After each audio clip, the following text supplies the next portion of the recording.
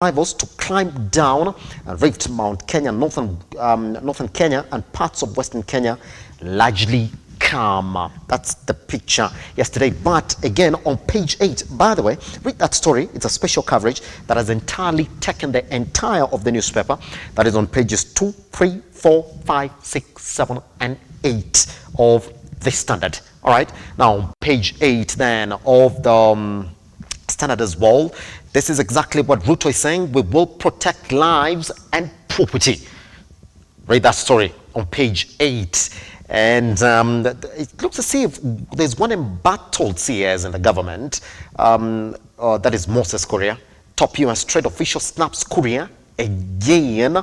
That is on page 8. And all of them are claiming that they do not like the utterances of one Moses Kuria. All right. Talk about his tongue really becoming his biggest undoing. This is exactly what this paper is talking about this morning, entirely on the demos and protests that we did witness yesterday. Let's then move on to the next daily this morning. It's the same headline. That is the Daily Nation. At the end of the day, we are live in one nation, sailing on the same boat. If it sinks, we will all go down with it. Nobody will be spared. And this is the same one that we did see this morning from the Standard. At the end of the day, we all live in one nation, sailing on the same boat. If it sinks, we all go down with it. No one will be spared. That is on pages 14 of the Standard. But here on the Daily Nation is the same tag that we're using here this morning just to talk about this particular story again. And that particular story has been covered on page 13. Essentially, pages 4, 5, and 7 of the Daily Nation have highlighted that particular story. So once you grab yourself a copy of that daily, then you're going to read into more details on that. And this is what the president is saying, despite what is going on in the country. As I saying, no two-hand shake. And we are running those particular dailies then across the board, so I can see exactly the stance that the media has taken this morning in solidarity. You can see the Standard is saying, let's save our country. The People Daily is talking about how we need to save our country. Same headline, let's save our country. The Daily Nation, it is let's save our country as well. Good. Even Taifa Leo and the Star this morning, you're essentially just going to see them talking about how we need to save our country. So the message is clear from many of our personals in the country this morning about how we need to save our country. But the hardliners, by the way, including the president, is saying, we are not taking that position. And this morning, those are the conversations that we're going to get into on our big conversation. And the Daily Nation is essentially giving you what the highlights of that particular conflict is. Not to handshake. That's what the president is saying. And Azimio chiefs keep off protests. That is, Raila, Karua, and Kalonzo were missing in action, but issued statements. And the bishop's prayers, they're talking about how they're ready now to get the two principles together. And deaths and injuries and arrests. They're talking about how protesters got shot, dead, and others injured as cause put behind bars. That is essentially it. And majority of the dailies this morning are just going to be about that. Once you open your dailies, you're going to see pictures awash from the demos and protests that we did see yesterday. Even the Business Daily this morning is essentially talking about the new protests wave, the new wave of protests, in the country. Those are your dailies this morning. And by the way, all these stories are being covered online on our website. That's at www.lookuptv.co.ke. So once you then grab yourself a copy, you do know exactly what you are walking into this morning. We take a tiny breather. Once we come back, I'll be taking you straight to our news this morning. I'll get to share with you some of the biggest headlines that you're waking up to this morning as well, in terms, as much as, our newsroom is concerned this morning. Good morning.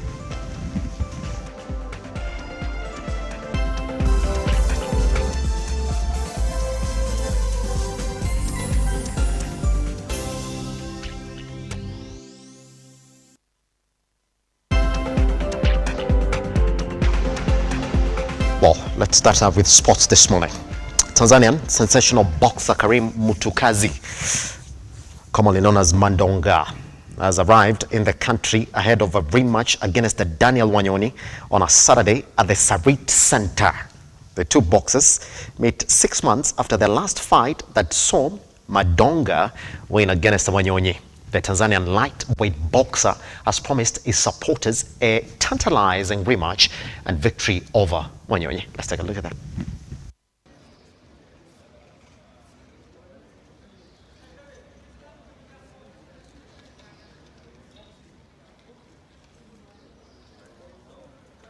Mungu kwanza amenijalia nimefika Kenya salama na nimekuja liko vizuri na najisikia raha Kenya kama nyumbani sasa, kwa sababu pia Tanzania naweza kusema kwa mama, Kenya kwa baba.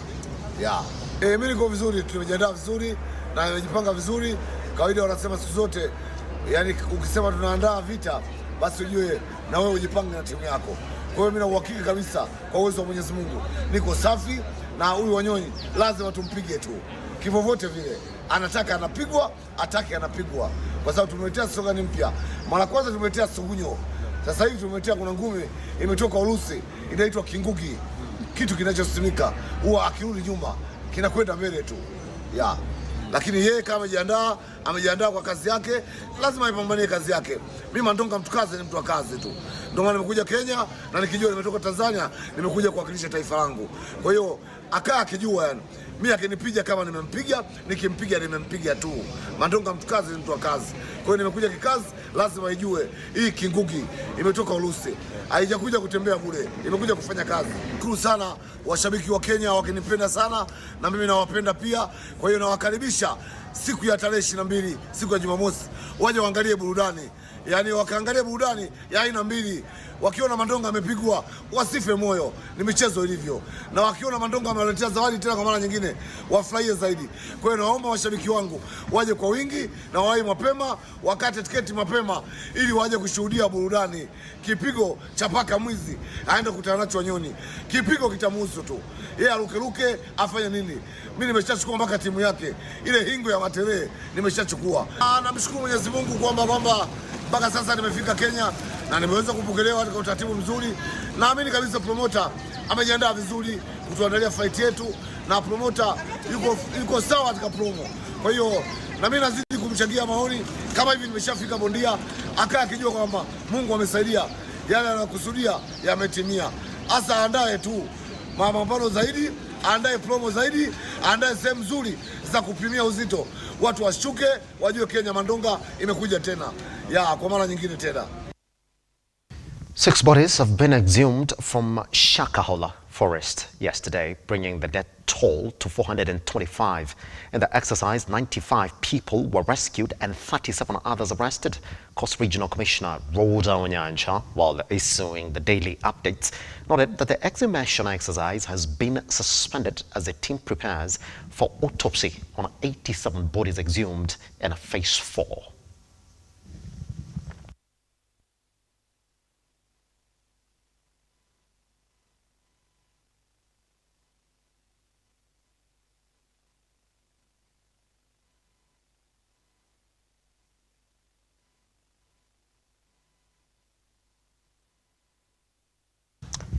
Four people have been confirmed dead in Bondo, while scores and nothing serious injuries across the country as police and protesters engaged in running battles during Wednesday's opposition demonstrations. Medical reports from Bondo Sub-County Hospital indicate that 4 died from gunshots, even as the opposition and the government continue to point accusing fingers at each other. Our reporter Henry Tende now looks at how demonstrations unfolded in several parts of the country.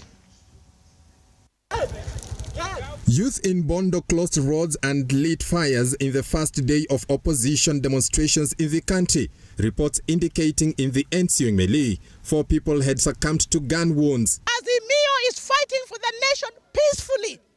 So the police are shooting, they are throwing tear gas, and they are killing people. They will take responsibility. Scenes of heavy deployment of police officers armed with guns and tear gas canisters were evident in Nairobi CBD. The police making rounds in the city in heightened security. Relative calm being witnessed as city residents went about their daily business amid increased tension. far from last Wednesday when widespread violence marred Azimio protests. In Nairobi, the protests failed to take off as expected, opposition leaders failing to lead their supporters in the first day of protests. Similar scenes played out in Kisii. Kisii town was engulfed in heavy smoke from burning tires as residents came in their numbers to protest against the government.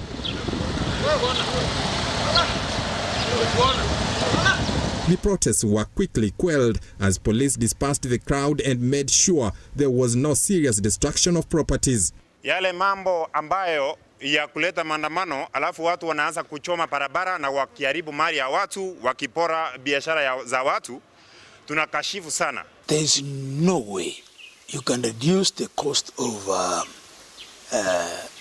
unga through maandamano. Instead, what you're doing, you're increasing the cost because people today, there's no business going on. Our children did not go to school today. I think uchumi pia imeanza kuaffect kila mtu, ili kwamba serikali itabidi ione vile ita manage kuweka pesa kwa mfuko ya mwananchi wa kawaida. This is at the heart of Nakuru City.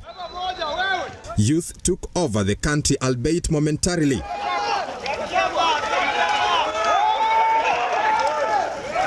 The protesters set these tires on fire, rendering major roads impassable.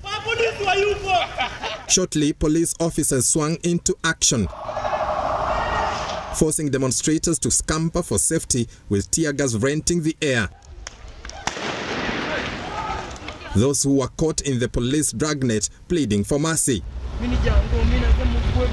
After relative calm returned, police were engaged in putting out the fire. Nakuru City Member of Parliament finding himself in the fracas. Leo tangu asubuhi pale chini mahali inaitwa Jasho wameibia watu. Sasa hiyo ni maandamano ya aina gani? Siende huku waende waongee. Sisi hatutaki hapa chini atuletee maneno hiyo yake ya kuanza kusema atisabe ifunguliwe. Anaanza kusema hakushindwa kura. Kama alikuwa wapi kura yake ikiibiwa? Hata kama iliibiwa alikuwa wapi? Si kila mtu alikuwa anachunga kura yake. Yeye alikuwa anachunga wapi? Si walielezana na Uhuru Kenyatta wakasema wako na system, wako na kila kitu. So kama walishindwa siku ile ndio watakuja kushinda William tena siku nyingine. Wawaje William afanye miaka yake 10 na Rigati afanye yake 10 miaka 20 alafu turudi uchaguzi. Things were not any different in Mombasa. Here, police and demonstrators engaged in a push and pull exercise. Demonstrators blocking the Moi Avenue Road in Express area. Burning tires were also witnessed as police armed with tear gas made sure demonstrations did not escalate. Henry Tende, Lookuptv. Now, contrary to the expectations of many, Azimio La Umoja Supremo Raila Amolo Odinga failed to show after the anti-government demonstrations, with several opposition allied politicians arrested in connection to the protests. However, that did not deter protesters in parts of the country from taking to the streets, with the Azimio coalition calling out the government over the arrests and abductions of their legislators and associates. After nearly a week of fierce exchange between Azimio La Umoja and Kenya Kwanza politicians regarding the anti-government demonstrations, Wednesday morning, protesters took to the streets to register their frustrations with the government. As opposed to the situation last week, protesters awaited the arrival of Raila Odinga to no avail, with Odinga a no-show and with no address to the nation. Odinga's close allies were however on the police radar, with several Azimio La Umoja allied legislators arrested. According to a statement by the coalition, legislators Babu Owino, Ken Chonga, Kilifi County Speaker Teddy Mwambire and MCAs Wilfred Odalo and Radisson Onyango had been arrested. Where is that group? Is why you are here, to give us that security. No, this is our group. How do you form up without informing me? But you form up governor, you want security. Yes, that's my brother. No, kufanya hivi. Kwa roho safi. Afadhali mnipe notification, mniambie tunataka kutembea kuanzia mahali fulani mpaka mahali fulani. Ngoja saa fulani mpaka saa fulani. Right now. I write right now and give it to you. Watu ukiandika sahihi. Yes. How do you ambush me? Raila's spokesperson Dennis Onyango did not escape the net of the security officers as he was taken away from his Mbagathi way home. According to the statement, Odinga's security detail was not safe either, as he was also allegedly arrested by DCI officers, with his family calling for his release. Mimi hawezi kusema maneno mingi kwa mtoto wangu kama bado naona na yeye na macho yangu. Nitasema mingi kama naona yeye. Hiyo tu ni mimi naomba nyinyi wa jamani. Mipe mtoto wangu. Saidiana mtoto wangu. I'm very annoyed. I can't reach my brother. I'm having many orphans in this home. We have buried many people. We want the government of Dr. William Ruto to produce my brother. The coalition has taken a swipe at the government over the intimidation antics of arresting its leaders, while calling on President Ruto to respect the rule of law. Azimio also decried the use of excessive force by police in Kibra, Kamkunji, Kilifi, Embakasi, Mombasa and Kisumu. The anti-government demonstrations are set to continue tomorrow through to Friday as announced by Raila Odinga. Ian Keitani, Lookuptv. Now many businesses across the country remained shut for the better part of Wednesday due to the anti-government demonstrations. The capital, Nairobi, was reduced to a ghost town as little to no activity characterized the ever-busy city. Stanley Lugalia gives us a clear picture of the businesses and the losses incurred. This is how the situation looked like owing to the 3-day Azimio coalition demonstrations notice beginning Wednesday to Friday. The capital city of Nairobi registering losses as majority of business owners kept their shops shut as they stayed at home with uncertainty. Naitwa Christine. Biashara iko chini kiasi juu watu wanajua leo kuna maandamano. Sawa watu hayuko, kazi tu iko chini kabisa. Inakuanga sawa kabisa lakini sasa tumeona tofauti kiasi. Watu wengi hawajafungua. Hakuna makastoma. Unlike last week's demonstration chaos in Kitengela town, today the region was deserted as heavy deployment of security personnel was witnessed. Most businesses here remained closed and most public vehicles remained grounded. Kitengela slaughterhouse services were scaled down up to 70%, with most public and private day schools remaining closed, following the Ministry of Education directive that Nairobi and Mombasa schools remain closed. Residents decried of tough economical times. Hii hali ndio inafanya tunatoka, tutoke juu ya Raila ama juu ya Ruto. Tunatoka tu juu ya hii hali. Hii hali imezidi. Kwa maana hatujawahi ona hiki kiwango yenye unapata ya kwamba unanunua unga na hii unga ni unatumia 200 na hakuna change. So hii mambo vile imefika. Si Raila, si Ruto, na si Wakenya wamechoka. In the western part of the country, Vihiga County, Luanda town, demonstrators lamented of high cost of living as businesses came to a standstill in the town after hundreds of protesters took to the streets. Stanley Lugaria, Lookuptv. Remember, this morning we shall be giving you an update of how the streets look again during our big conversation. All right, now President William Ruto has rubbished the handshake idea, which he says the opposition Azimio coalition is after, while launching Kimugu Water Project in Kericho. Ruto said the Kenya Kwanza government will defend the 2010 constitution. He further noted that his government will not allow demonstrations aimed at destroying property and disrupting business. Mtu yeyote, so long as tunaongea mambo ya wananchi, mambo ya kugawana mamlaka, wananchi wanaamua siku ya kura. Hapa katikati ni kupanga ajira ya hawa vijana na kupanga vile Kenya itaenda mbele. Ama namna gani? Mnataka tufanye twende tufanye mambo ya handshake tena na hawa watu?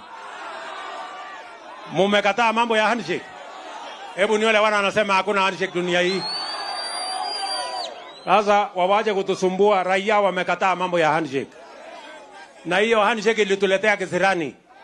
Ikalete shida Kenya, ikaharibu demokrasia ya Kenya, ikachanganya upinzani na serikali, mambo ikaharibika Kenya. Ndio hiyo tukahangaika mpaka tukaingia madeni makubwa. Ndio saa hizi madeni inatusumbua. Sijui kama tunaelewana. Rais wa Kenya ni nani? Watu wengine wanasema ati awagawie serikali nusu. Mnaweza kubali? Waende wakiendanga. Tumekuja hapa na rais kumsindikisha hapa nyumbani na kuhakikishia nyinyi watu ya hapa Kericho, ile kura yenu mlipiga kwa huyu rais wetu. Kazi yangu na huyu Kimani Ichung'wa na Ndede na hao watu wajumbe ni kulinda uongozi na ushindi wetu. Mnataka tuendelee? So hiyo watu wanataka kutafuta rais pale Ikulu, nimeweka mtego kila pahali, hakuna pahali wanaweza pitia. Na kwa hivyo mimi nikiweko, mjue rais ako imara, tunamsimamia afanye kazi ya uchumi. Wale watu wanaleta nyokonyoko, tutaonana na hao. Ndio maana tumeambia yule mzee, yule jirani wenyu hapa chini kwa, si unajua tumemwambia na yule sponsor wake, sisi leo Wakenya wameonyesha wanataka amani Kenya. Ile pesa wanatumia yenye walipora kuleta mauaji Kenya, wananchi wa Kenya wamedhibitisha wanataka amani na hawataki kubaguliwa na misingi ya ukabila, fujo na ghasia. Kericho mekubaliana? Foreign and Diaspora Affairs Cabinet Secretary Alfred Mutua has assured tourists and foreign investors that Kenya is still a safe country to visit and run business, adding that violent videos circulating on social media are nothing but propaganda. Speaking in a briefing in Nairobi, Mutua defended the police, saying they were only protecting lives and property. In terms of mediation and the so-called dialogue, we've had a system, a well-recognized democratic system of dialogue that was going on very well at Parliament, whereby leaders sit next to each other. This is not about individuals. This is about government. And we've got opposition and elected leaders. But Azimio walked out. Why? Because it does not achieve their goal. Their goal is to take over government. Their goal is insurrection. Their goal is to try and have a coup of sorts, to go through the back door, which we will not allow. We are a democratic country and nobody will allow this. Nakwambia watu wa diplomasia wamejua hii ukora ambayo inafanya. Juzi tumeona kule nchi ya Ufaransa kwa mfano, nitumia kama mfano huo, watu wameandamana, wamechoma magari, wamechoma nyumba, wamechoma nini. Haukusikia nchi fulani ikisema ati watu wasiende Ufaransa? Hata hapa Kenya wamejua sasa hii ni mambo machache yatapita. Kwa hivyo tutegeria kwamba kuna nchi yote itaambia watu wasije. Hapa leo pamekuja watalii wengi wanaenda kule Masai Mara kuona wanyama wakivuka kutoka Kenya na Tanzania wakiendelea na juhudi zao. Tumeona wengine wamekuja hapa, viongozi wakubwa wa Marekani wamekuja hapa Kenya kutembea, kuongea na rais wetu mambo ya biashara. Watu wengi bado wanaendelea kuja hapa Kenya. Kwa hivyo hatudhani tutafika hapo. All right.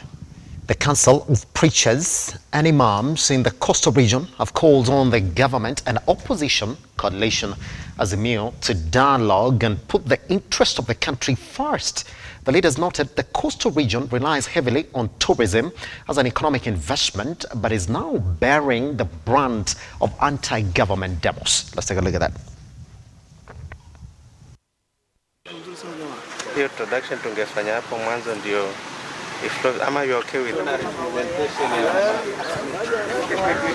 to condemn any form of demonstrations and picketing that visits destruction, mayhem and anarchy to our beloved country.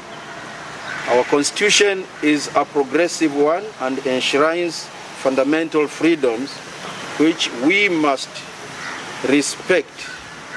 But the same provisions of the constitution cannot be used to destroy the country. The economy at the coast is built on a fragile ecosystem which is sensitive to any form of insecurity and disturbances.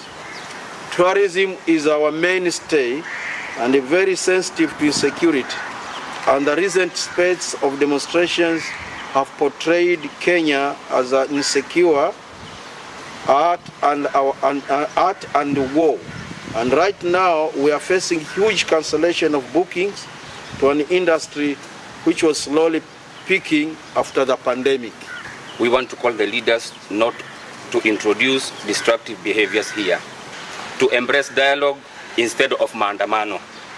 Finally, we want to condemn in the strongest terms the evil spirit of destruction, shedding blood and don't care attitude in the hearts of those who see the destruction of property and lives as a way to solve a country's problems.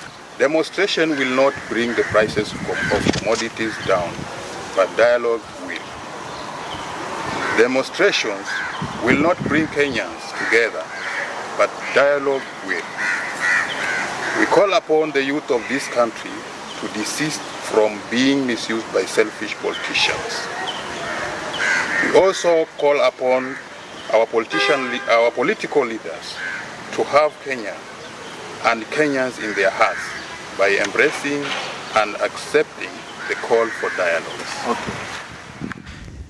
As the anti-government protests took place in different counties, some regions chose to hold pro-government demonstrations to counter the Azimio demos. UDS Secretary General Cleophas Malala led the protests in Kakamega, urging the opposition to give the government more time to bring down the cost of living. Former Laikipia Woman of Representative Catherine Warwaguru led pro-government demos in Nanyuki, saying that the anti-government demos are not genuine and are geared toward self-interest.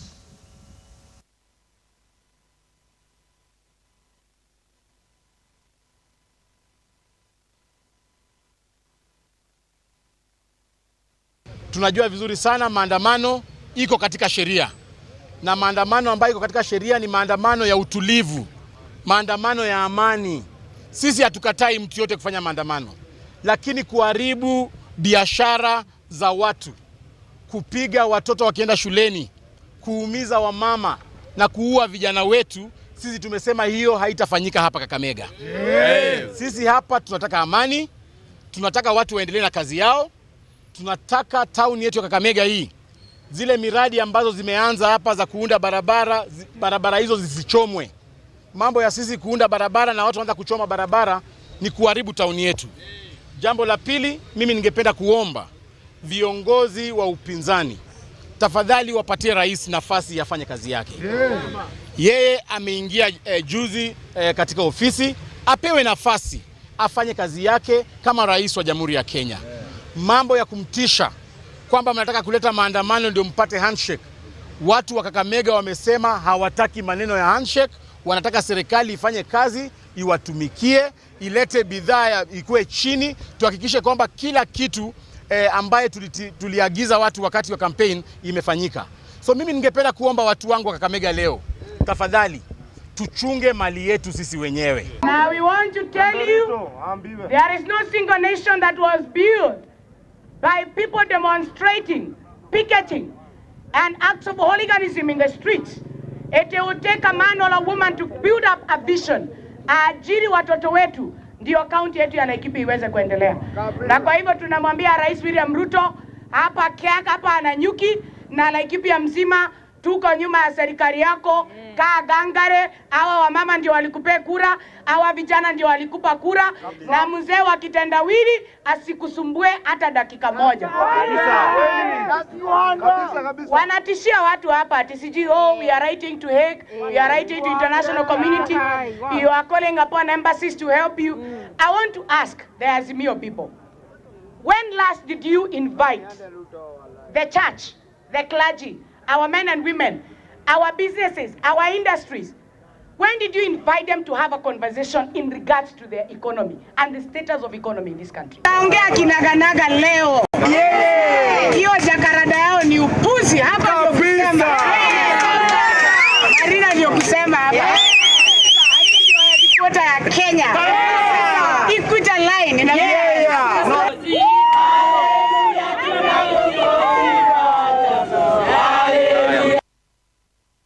That's it. In fact, a particular submission there by Waruguru introduces a conversation this morning. You know, if you look at the headlines in the media, we are all cognizant of the fact that we have to save this country.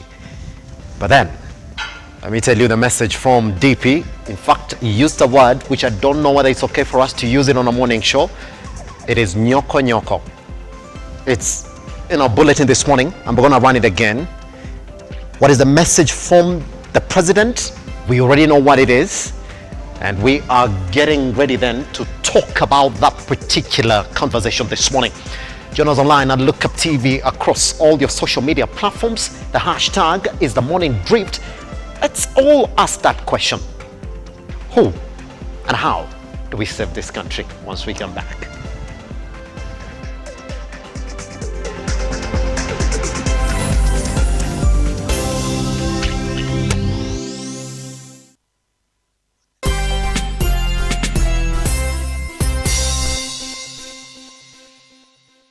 The county government of Nyeri, with approval of His Excellency the Governor, Mutahi Kahiga, has granted 100% waiver on all interest and penalty accrued on all outstanding land rates. Property owners in Nyeri County are advised to take advantage of the waiver period that starts from 30th June 2023 and ends on 28th July 2023 on condition that the principal rates are paid in full.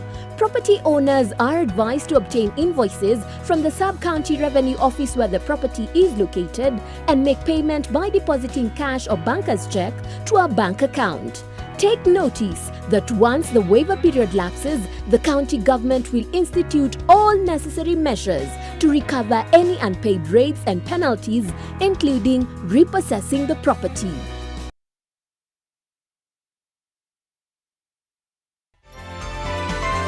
Infinity Industrial Park is one of the largest private industrial parks located along Eastern Bypass, Nairobi, which provides modern infrastructure for smooth operations for industries and business enterprises. Infinity Industrial Park offers world-class amenities and facilities with wide roads, a police station, a power substation, fire station, public transport stage, hospital, and shopping mall. In addition, Infinity Industrial Park also offers CCTV cameras, 24-hour private armed security patrol, sewer, water, fiber optic cable, and 3-phase power connection, added to public utility, canteen, and dining areas. Sail on the golden opportunity to invest in Infinity Industrial Park, fully serviced warehouses at a special price of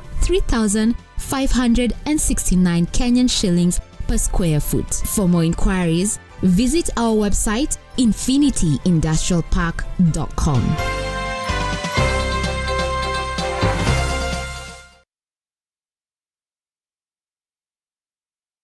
The future is hands-on, and Sensei College is at the front line of technical institutes in Kenya, offering practical and skill-based courses accredited by all concerned bodies, TVETA, NTSA and NITA. Sensei College offers driving and plant operator, cosmetology, fashion and design, mechanics, hydroponics and irrigation, installation, building construction, hospitality, photography and video production, electrical and electronics repairs, and ICT courses. Get free plant operator training when you enroll for plant mechanics, free driving when you enroll for motor vehicle mechanics, and free riding when you enroll for motorcycle mechanics. The requirement is an ID only, with intakes every first week of the month. We have 2 campuses in Nakuru and Nairobi. We provide meals and accommodation. Sensei College. My skills, my future.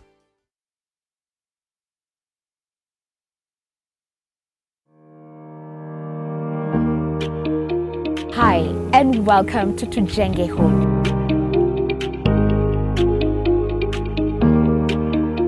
Your #1 show when it comes to all things architecture, real estate, property development, interior design. You get it right here on Tujenge Home. When the food is ready. You want to serve them? Dinner is served. Let's go. Let's go. Let's get it.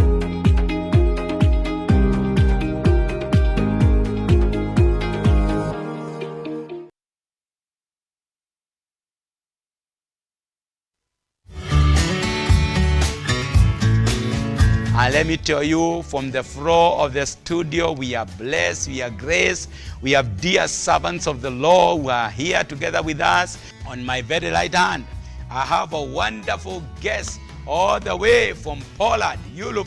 And that means our show tonight is international. Let me begin by bringing on board Dr. Mateus. Bwana Yesu asifiwe. It's a pleasure for me to be with you and all of our viewers.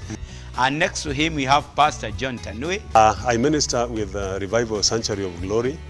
The branch is in Utawala. I'm privileged to be here today. It's a great honor. Mungu akubariki sana. Oh, wow. And you are learning our Swahili language. Kidogo kidogo.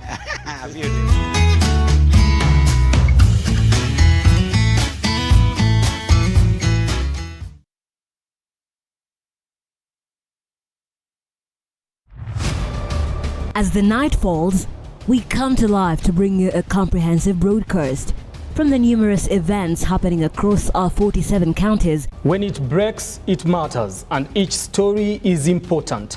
If it's Thursday, join me, Nancy Lima, and my able panelists as we break down the law jargons and analyze the Constitution in a way only you can understand. The news cycle never stops, neither does time. We cover each and every sector and present to you factual and accurate occurrences. This is where facts win the day. Join me, Nancy Lima, Ian Keitani, Tuesday, every Wednesday, Thursday, as from 9 p.m. on The Insight, only on Lookuptv.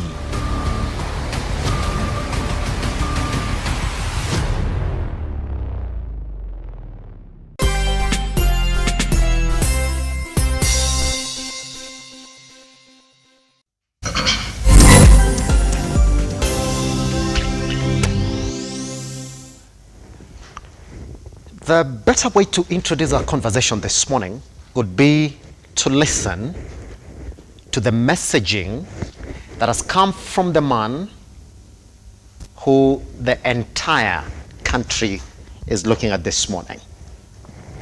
Out of the stories that we ran yesterday, out of the demonstrations, we did essentially go deep to understand what was the messaging from the president. Because if you look across the media now, across the country, there's only one message: let's save this country. We just can't be in this mood. All right. So the president was in Kerisha yesterday, launching a 1.5 billion shillings water project, and it took his time then to speak around this particular issue, as expected. And we call that story, it is RUTO's no handshake message. Let's introduce the big conversation with that story.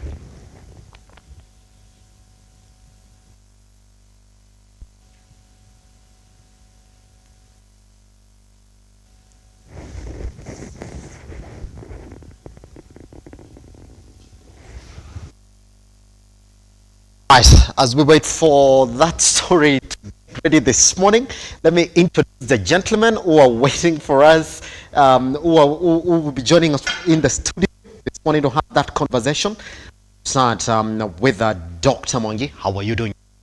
Well, thank you. Happy to have you around.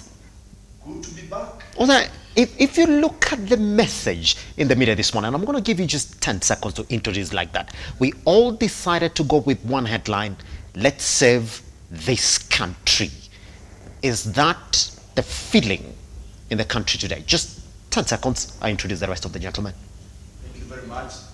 For sure, across the country, everybody, nobody wants murderman. Yes. Nobody wants conflict. Let's save the country. Let's save this country. Good. I'm going to come back to you so that we see exactly whether indeed we are ready to save this country. Also, joining us this morning, we do have Nordine Kagai, who's a lawyer. How are you doing, sir? Thank you for having me. The media decided to go with one word. Yeah. Just a sentence that is essentially washed across the board. Yeah. Let's save this country. That we've got the sense. Is that the feeling this morning? Yeah, because the country is bigger than any political interest or any political leader. Because if, for example, everyone dies, who will you lead? Yes. So at the end of the day, it's all about Kenya Naza and Kenyans. I'll be coming back to you so that we can actually get into that conversation. Also, we do have Ken Sankara, who's the youth senator, Kisumu County. Ken, how are you doing? Should I start by saying welcome to Nairobi? I definitely. It's been quite some time. Isn't it? But I'm happy to be around. We'll take you there. But yeah, I am. I actually navigated my way in. If you look at what the media is speaking about this morning, yes. Let's save this country. Is that the feeling? Definitely, Kenya is sick, and a sick person must be treated. The treatment here is saving the country. What does it mean to save the country? We have to sit together, reason together, and put aside our selfish egos. I would say, and essentially emphasize on the selfishness of the egos that is being exuded by the political divide. Yes. Yeah, Kenya is bigger than all of them. Kenya is bigger than all of them. Kenya existed before they even expressed their political interest. To be president, to be opposition leader, to be whatever capacity or cadre of leadership one would be. So that's why we emphasize that Kenya is bigger than all of us. And Kenya is more important for all of us. So we have to build it together. Pretty much. All right, now gentlemen, let's then introduce this conversation. And the best way for us to introduce this conversation is listen then to the gentleman whose eyes and who Kenyans then are looking at this morning. And I want to introduce you to one, President Dr. William RUTO. This is what he said yesterday. Let's take a look. Hatuna shida na kuongea na mtu yeyote, so long as tunaongea mambo ya wananchi. Mambo ya kugawana mamlaka, wananchi wanaamua siku ya kura. Hapa katikati ni kupanga ajira ya hawa vijana na kupanga vile Kenya itaenda mbele. Ama namna gani? Mnataka tufanye twende tufanye mambo ya handshake tena na hawa watu? Mumekataa mambo ya handshake. Hebu ni wale wana wanasema hakuna handshake dunia hii. Sasa wawaje kutusumbua, raia wamekataa mambo ya handshake. Na hiyo handshake ilituletea kisirani. Ikalete shida Kenya, ikaharibu demokrasia ya Kenya, ikachanganya upinzani na serikali, mambo ikaharibika Kenya. Ndio hiyo tukahangaika mpaka tukaingia madeni makubwa. Ndio saa hizi madeni inatusumbua. Sijui kama tunaelewana. Rais wa Kenya ni nani? Watu wengine wanasema ati awagawie serikali nusu. Mnaweza kubali? Waende wakiendanga. Tumekuja hapa na rais kumsindikisha hapa nyumbani na kuhakikishia nyinyi watu ya hapa Kericho, ile kura yenu mlipiga kwa huyu rais wetu. Kazi yangu na huyu Kimani Ichong'wa na Ndede na hao watu wajumbe ni kulinda uongozi na ushindi wetu. Mnataka tuendelee? So hiyo watu wanataka kutafuta rais pale ya Ikulu, nimeweka mtego kila pahali, hakuna pahali wanaweza pitia. Na kwa hivyo mimi nikiweko, mjue rais ako imara, tunamsimamia afanye kazi ya uchumi. Wale watu wanaleta nyokonyoko, tutaonana na hao. Ndio maana tumeambia yule mzee, yule jirani wenyu hapa chini kwa sinajua, tumemwambia na yule sponsor wake, sisi leo Wakenya wameonyesha wanataka amani Kenya. Ile pesa wanatumia yenye walipora kuleta mauaji Kenya, wananchi wa Kenya wamedhibitisha wanataka amani na hawataki kubaguliwa na misingi ya ukabila, fujo na ghasia. Kericho mmekubaliana? It's clear then, because the lines have been drawn. All right, Dr. Moses Mwangi. The church is saying talk. The online community, or the foreign community as well, in fact 13 European nations as we begin today, they're saying, guys, what is this? Talk. You can't go that direction. Where's the media? We're saying, well, the pictures we're collecting today, we can't keep on reporting deaths every time we have demonstrations in this country. Yesterday, 5 people again lost their lives. Last week, 9 people lost their lives. In a span of 1 week, 14 Kenyans have lost their lives because of these demonstrations. Let's talk.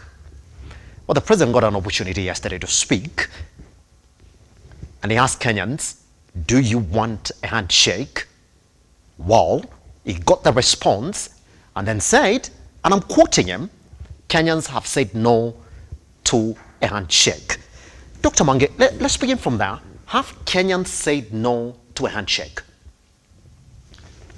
Now, there are 2 things I get from the president's message. Yes. Before he discounted with Kenyans don't want handshake. Yes. He said, we have no problem talking. Yes. And I wish that is the direction he will take, because there is no way we will solve the problem of this country unless we talk, unless the both political sides come on the table and maybe the religious community can broker a peace accord. What we need is peace. Kenyans need peace, and the only way to get peace is not to fight. Now, the president is on one hand saying, we have no problem talking. Then he says, we don't want handshake. I think he's right, depending on the definition of handshake. Yes. Handshake, the way the government side, the Kenya Kwanza side, has been talking about handshake, they have been talking about it as if handshake means joining government. Handshake means let's make peace. Today, you know, when you are fighting, when I was a lone tennis player and was good at it, yes, once you finish the game, it's one of the games where somebody must win. You walk to the front and you shake hands and you go away in peace. So the problem that I see is that the Kenya Kwanza side, there are people around the president, yes, who are hardening. And I dare say, I don't know which country they have been. This is Kenya. We have been in this space before, and there is no way you are going to harden your position. If they harden their position, and the Azimio side harden their position, the end result is death. The end result is business coming down. The end result is people not going to work, children not going to school. That is the end result. But come to the table. Talk about the issues affecting our country. Not about people. Not about who will join government and who will not join government. Not about positions. If you are a CS and you are part of the government, yes, you are not, your job is to make sure that our economy is growing, not to issue statements that even make our friends in the international community not want to talk to you. Yes. Because that way we are losing. So we want to urge our president. There is only one president today. And I think nobody has disputed that. There may be issues about how he became president. There may be issues about how do we make it better, yes, in the elections next time. The talks must be centered on the problems that our country is facing. Yes. And Mr. President, please, you are the president. If this country burns, the buck stops with you. And the way to move this country forward, yes, we cannot, we as Kenyans and everybody from top to bottom, we cannot live like this. But those kind of statements really just incite and makes people feel like you do not quite, you have not quite understood the mood, yes, of the people. Yes. Yes. Dr. Mwangi, I'll be coming back to you, because even as you say that there's nobody who's asking questions over your presidency, we do know that currently now, again, there's a drive by the opposition to collect over 10 million signatures, and as they say, to illegitimize the presidency of one William Ruto. Nordin, let me bring you into the conversation then.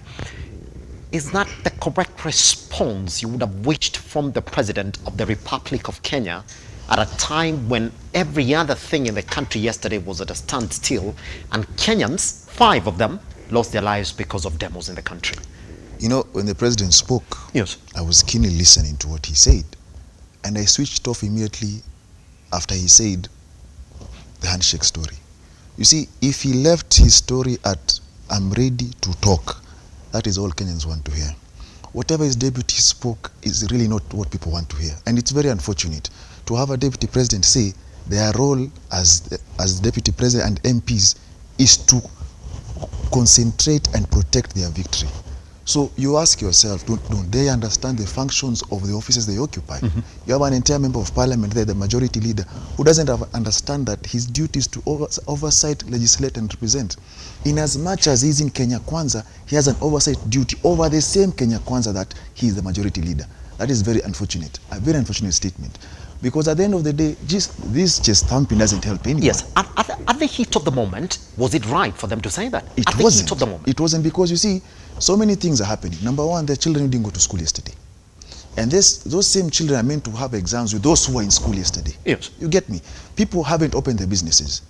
And these people, some of them live with what they get day in, day out. And people are trying to have a solution to the problems. Yes. Now, as a president, you're a symbol of national unity. Just because you're a president and there are those who didn't vote for you, it doesn't matter. Because when you saw yourself as a president, it is the president of the Republic of Kenya, not Kiambu, Nyeri, or Uasin Gishu.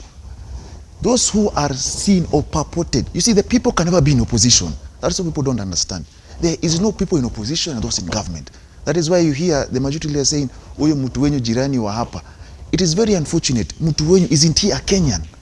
The issues we have, like cost of living, are serious issues that we need to address. Yes. And that is why I keep saying we have a leadership crisis. Chapter 6 of the Constitution is yet to be actualized. That is why you see even cabinet secretaries speak the way some speak. Yes. They don't understand the magnitude of the offices they occupy. Because right now, the country, there are those who feel like the president doesn't listen to them. Yes. And the most unfortunate thing is that during campaigns, all these leaders used to have town halls where they put people together, the young, the old, and act like they're listening to their issues and write them down. Why can't the same be done right now? People are talking about the cost of living, talking about the issue of 16% VAT on fuel. They are saying just address that. If, for example, you feel this mandamano, according to you, is all about Raila, is not about what he's agitating for. If you work on those two things, what will he go on the roads for? That's the question. If you work on the cost of living, yes. if you say this fuel, you're talking about 16% is too high, yes. Let's retain it at 8 and let's try to make the economy better, and we'll come back and revisit this 16%. Will that take away the spark from his mandamano? Of course it will. Now, if you do that, will there be a reason for people to go outside? And the sad reality is that as he speaks like that, there are people who are losing their lives. And my question is, how many people have to die for you to talk? Because it gets to a point where yes. you decide to talk, yes. if you ever get to talk. No, then is it okay for us to imagine that there has to be a reaction from the government leaders as well, who are essentially politicians? Here's the thing, when Amolo Odinga is collecting signatures that he says are geared to taking RUTO and Gachagua out of office, how do we expect for them not to react? But you see, the sad reality is they don't have to react to everything. Like that one, for example, let me give you an example. Yes. The Constitution is clear on how you impeach a president. That is not one of the ways. Whatever Raila is doing is a political means as opposed to the legal means. What he's saying is that he's taking away the social legitimacy. If you feel those signatures mean nothing, ignore him. As simple as that. If you feel you can work without that, you see, that is a political angle. Because you see, in as much as you're the government, they have a plan that they call the manifesto, they need to implement. Yes. The opposition have a plan which is to oppose you. Yes. So in as much, you can't tell them now how to oppose your government. So the Constitution is clear on how you can be impeached. And that is not one of the ways. So why should that bother you? If it talks about social legitimacy and you feel that cannot take away social legitimacy, why should it affect you? On the basis of politics and politics, because that's exactly what Raila Amolo Odinga is also playing. Could that again necessitate a reaction from that side? That is what we are getting, because at the end of the day, we have to realize one thing. We win elections in Kenya to start campaigning for the next election. And this, you see, the president has brought all this upon himself. Yes. Because upon being sworn in, he consolidated parliament, the tyranny of numbers. You can see those who are in Jubilee have now joined Kenya Kwanza. And we now have those who are being called renegade ODM MPs. What was the need for doing that? That tells you he's planning the next election. Yes. And that in itself is why now we are having a situation where the opposition is like leading the way and the government is actually countering the opposition. And that is why we are seeing a scenario where we have an opposition demonstration, yes. and then we have a government-sponsored demonstration to react to the opposition. So it tells you there's a disconnect. And that's yes. why I'm saying there's a leadership crisis. Those who are in office need to realize that there is no single day Raila Odinga after 5 years will be asked questions by Kenyans about implementation of a manifesto. Those who are in office right now need to realize that they are wasting their time following Raila Odinga. because his work is he's doing exactly his work, which is opposition politics. Now you are meant to actualize your manifesto. You fail to do that. All he needs to do, or whoever will be the candidate, then pick your manifesto, call for a rally wherever they will be, and ask, is ABCD delivered, yes or no? And rank your manifesto between 1 and 10. And that is all they need. Pretty much. Ken, let me bring you into the conversation as well this morning. I mean, the hardliners next to President Ruto have spoken. We're here to protect our win. The deputy president has come out and said, well, nothing we're supposed to do other than protect the seats that we did get from the citizens in a 2022 August election. Fine. Ken, let me start by this. The same question that I asked Dr. Mwangi and Nordin this morning. Was that the best reaction from the president at a time when 5 Kenyans yesterday lost their lives in these demos? Thank you. The president lost the plan. During the election period, he spoke frequently. We have a plan. Yes. Did he have a plan to kill Kenyans? The plan to turn a blind eye to people's problem? A plan to deliberately fail to listen to the people of Kenya? Article 1:1, the sovereign power belongs to the people of Kenya. There is nowhere on earth you can do away with that. Nowhere, nowhere. Even the imagination itself is null and void. The president is confusing parliamentary majority with popular legitimacy. The people have actually started rebelling against the president, and people in power are in most cases surrounded by people without ideas, liars. The people around the president are not telling the president what he ought to be listening to. They are telling the president what the president wants to hear. The choir and the choir session. Yes sir, yes sir. That is what is ailing us today. The president is addressing handshake. The citizens are protesting against the high cost of living. Yes. You see, am I really wrong to say that the president lost the plan? He lost the plan because the plan was to lower the cost of living.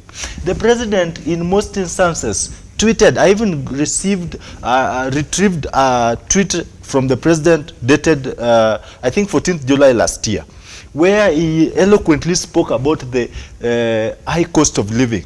I mean, the fuel prices and etc. Unfortunately, or surprisingly, today the same person who was occupying the seat of the deputy president, come opposition leader, now today is the president, being told or reminded that, hey, check, you told us this and this. This is what is happening. Yes. The president is very arrogant. He goes to TV stations, I mean on a national platform, where the whole world is watching. Then he's saying, and I quote, "Hii kelele tusipigane kelele." Who is making noise to him? Was he not aware that he was going to contest for the seat of the presidency? Aren't we supposed to give him the right of response as a politician? Yes, he's a president, but he's a politician. But he's a politician occupying, you know, there's a big difference between politics and leadership. Yes. You might be a politician acting in a leadership position. There he must act as a leader, not as a politician. By the way, the president should differentiate between speaking as a Kenya Kwanza presidential candidate and the president of the Republic of Kenya. Yes. Those are two different scenarios. At what point do we allow him to speak as a Kenya Kwanza candidate? He speak the conversation of Kenya Kwanza presidential candidate statements ended last year. Going forward, all the time the president must align himself. The speech must always be presidential, not a Kenya Kwanza presidential candidate. Aren't we supposed to accord the president the same rights we accord all citizens in the country, Ken? We are supposed to, but I'm just trying to remind you silently that he is not an ordinary person. He is the president of the Republic of Kenya. Yes. He is the symbol of national unity. At this point when Raila Amolo Odinga is saying that I'm going to show you that I'm more popular than you, I'm going to socially illegitimize your presidency, what sort of reaction do you expect Dr. Did I say, I remember I said the president is confusing parliamentary majority with popular legitimacy. Yes. And the legitimacy is what the Article 1:1 of the Constitution speaks about. The sovereign power belonging to the people of Kenya. What Raila is trying to do, I mean, the coup can never be in that line. Raila is trying to make the president understand these issues in a political process, because Raila is a politician and is a leader. The president is a leader and is a politician. So whatever it is that Raila is trying to do, collecting 10 million signatures, where is he going to take them at the end of the day? So the president should sit with himself in a meeting, put aside these braggadocious characters around him, and listen to even himself. Because you can't be telling Kenyans today A, tomorrow you tell them B. When you come back, you come with B version 2. I mean, we are not that patient. We have the monolithic patience to listen to that over and over again. What we want to do is an issue-based conversation where the president rises to speak on top of rooftops, the vehicles that he used to campaign last year. He should be telling Kenyans that I am the president. I have heard your cries.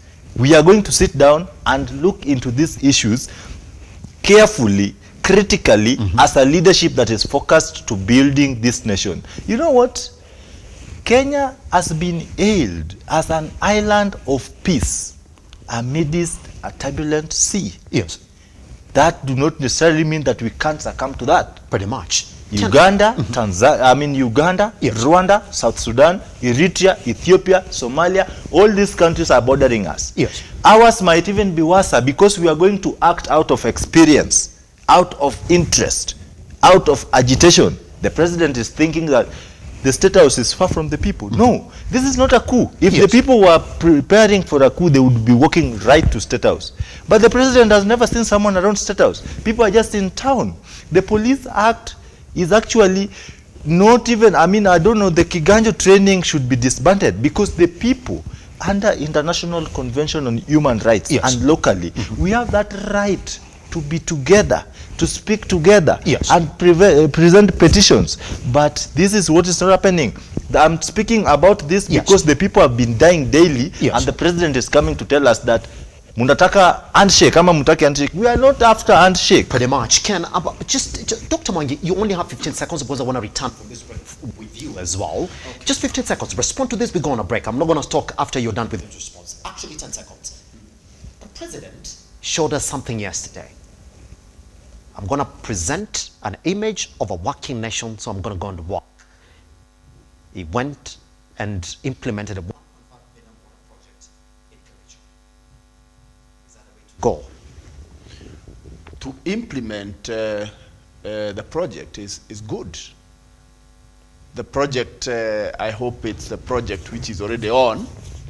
However, the conversation that came out of that implementation is the opposite of what we should be doing. Once we come from this break, I start with Dr. Mwangi because the plan is clear. Continue working, and number 2, ignore the demos in the country. Once we come back.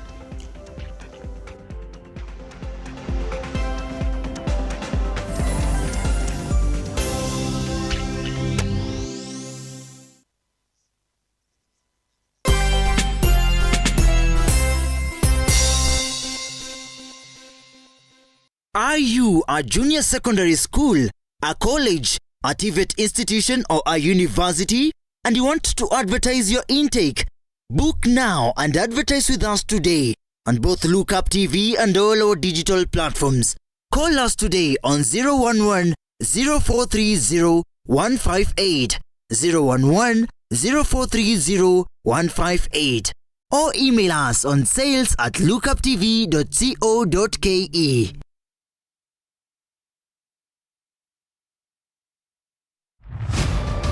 As the night falls, we come to life to bring you a comprehensive broadcast from the numerous events happening across our 47 counties. When it breaks, it matters, and each story is important. If it's Thursday, join me, Nancy Lima, and my able panelists as we break down the low jargons and analyze the Constitution in a way only you can understand. The news cycle never stops, neither does time. We cover each and every sector and present to you factual and accurate occurrences. This is where facts win the day. Join me, Nancy Lima, Ian Keitani, Tuesday, every Wednesday, Thursday, as from 9 p.m. on The Insight, only on Lookuptv.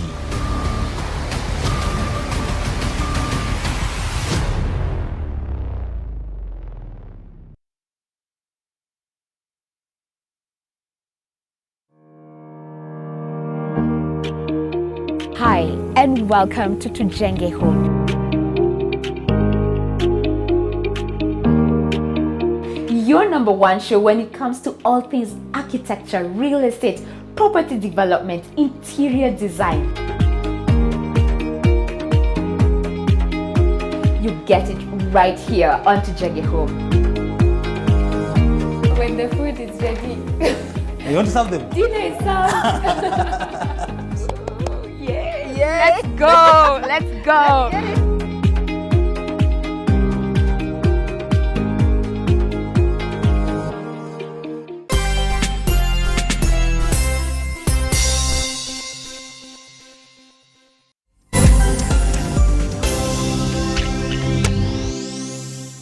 Yeah, we're going off. All right, thank you very much.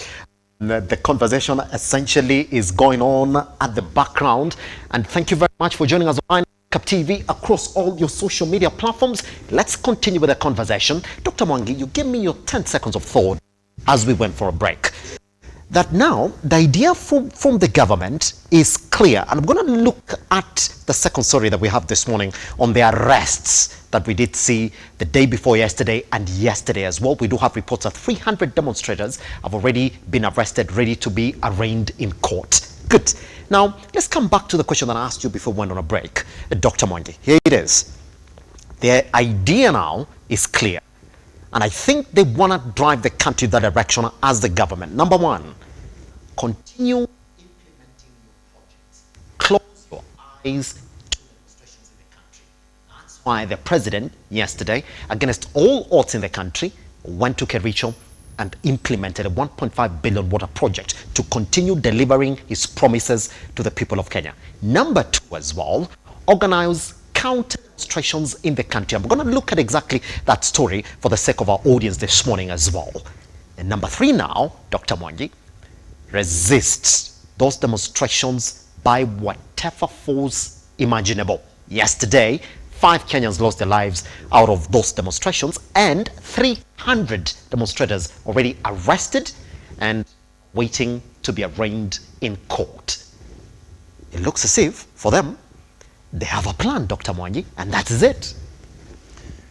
Now, very surprisingly, indeed, when children were at home, when businesses closed in Nairobi and Kisumu and Mombasa, and even where they were working, people were fearing what will happen. When we expected the president to be in the back room working out how the problems that the country is having would be solved, it was very surprising actually to hear the rhetoric that came out of the Kericho meeting. Very surprising. So you wonder whether the Kenya Kwanza government have understood the mood. So if they continue working business as usual, whereas the rest of us is unusual, and we are expecting them to be the one that are the forefront to solve the problem and bring the country together, because we are all in the same ship.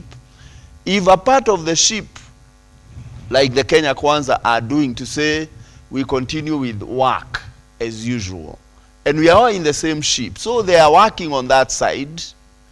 The rest of the country, and by the way, is the majority, because the cost of living is hitting everybody, are on the other side. This boat is going to capsize.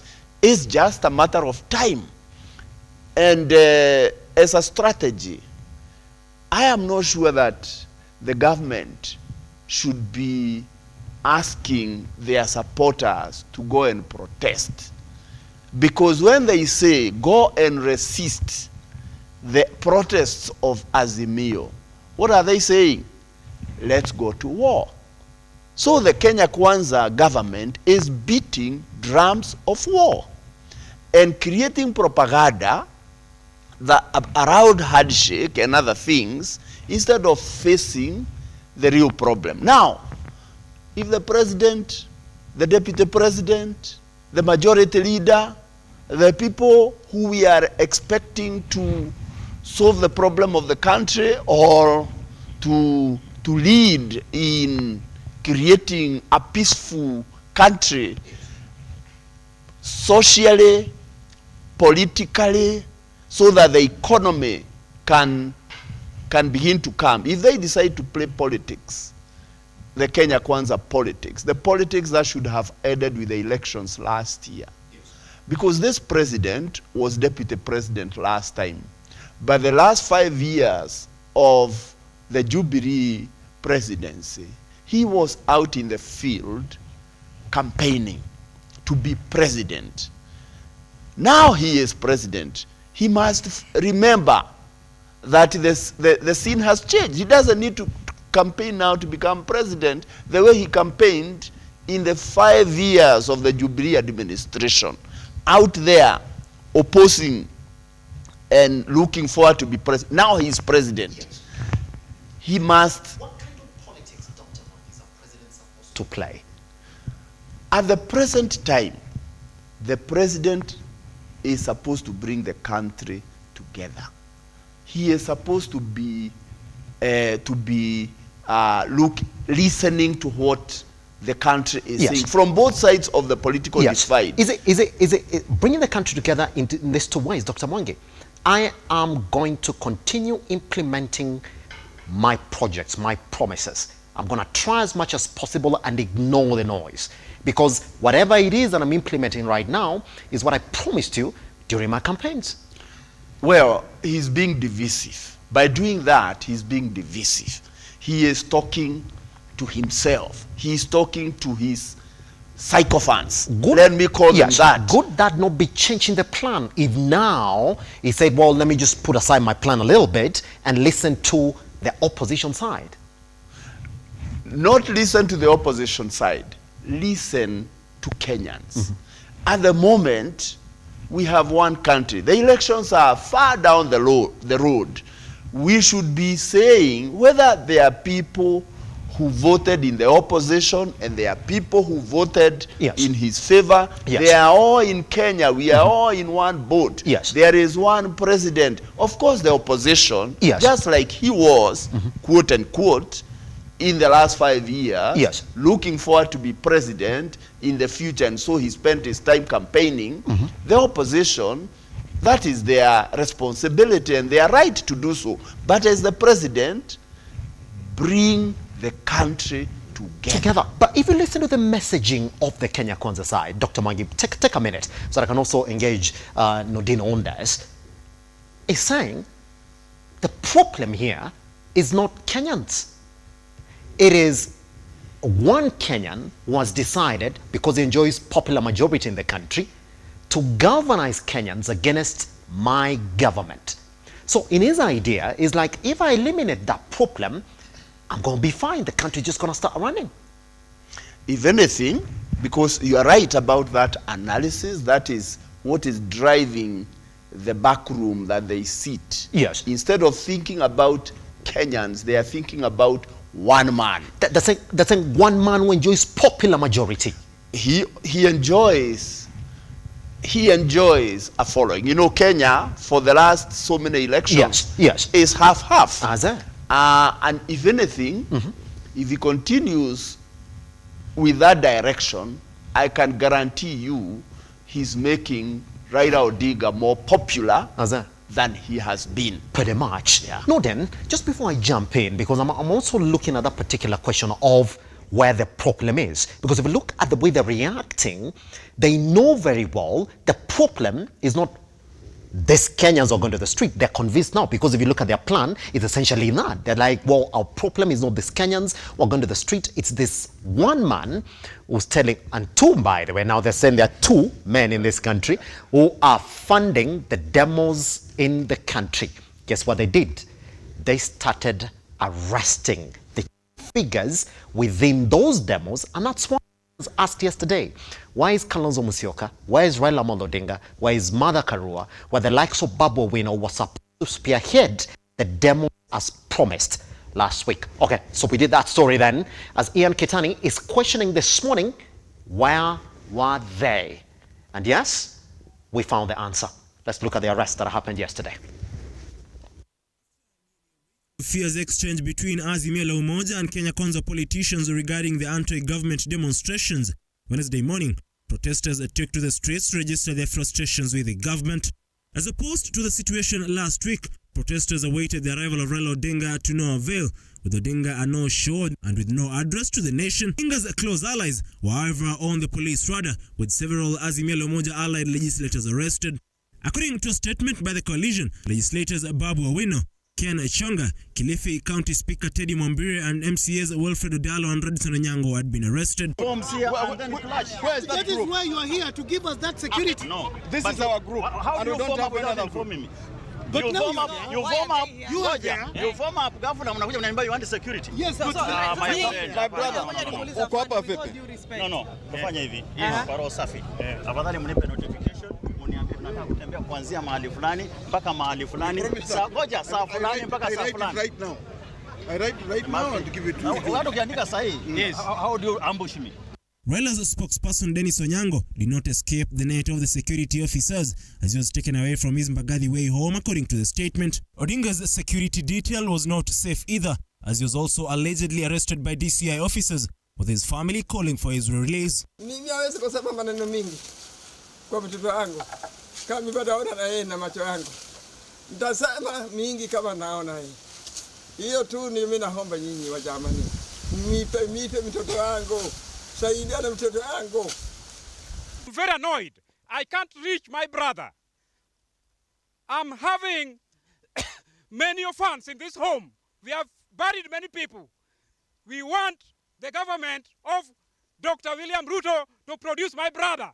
The coalition has taken a swipe at the government over the intimidation antics of arresting its leaders, while calling on President RUTO to respect the rule of law. Azimio also decried the use of excessive force by police in Kibra, Kamkunji, Kilifi, Embakasi, Mombasa and Kisumu. The anti-government demonstrations are set to continue tomorrow through to Friday as announced by Raila Odinga. Ian Keitani, Lookuptv. That's it. Norden. Simple and clear. So that's the plan. Implement your government strategy.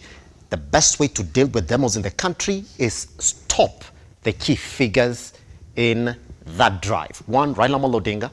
All right, make it very hard for him to do his job in the country. Number two, Martha Karua, the likes of Kalonzo Musyoka, and the key figures within those demos, get them arrested. That's why this morning, as we're waking up, Nordin, 300 demonstrators already arrested. By the way, now, with majority of the key figures in Azimio coalition as well arrested the day before yesterday and yesterday, are waiting to be arraigned in court according to the government. Way to go. You see why I'm laughing is that in life, it is full circle. When the president was a deputy president, he talked about arbitrary arrests. The word there is arbitrary, because the question we are asking, those 300 people that you have arrested, for example, let me start from there, that you have arrested, that we actually need to know who they are, because families are going to cry if they never show up. Those 300 people you have arrested, why have you arrested them? Yesterday we saw a scenario where in Madare number 10, where someone was telling the police, you have tear gassed my house where my child is. My child can't breathe.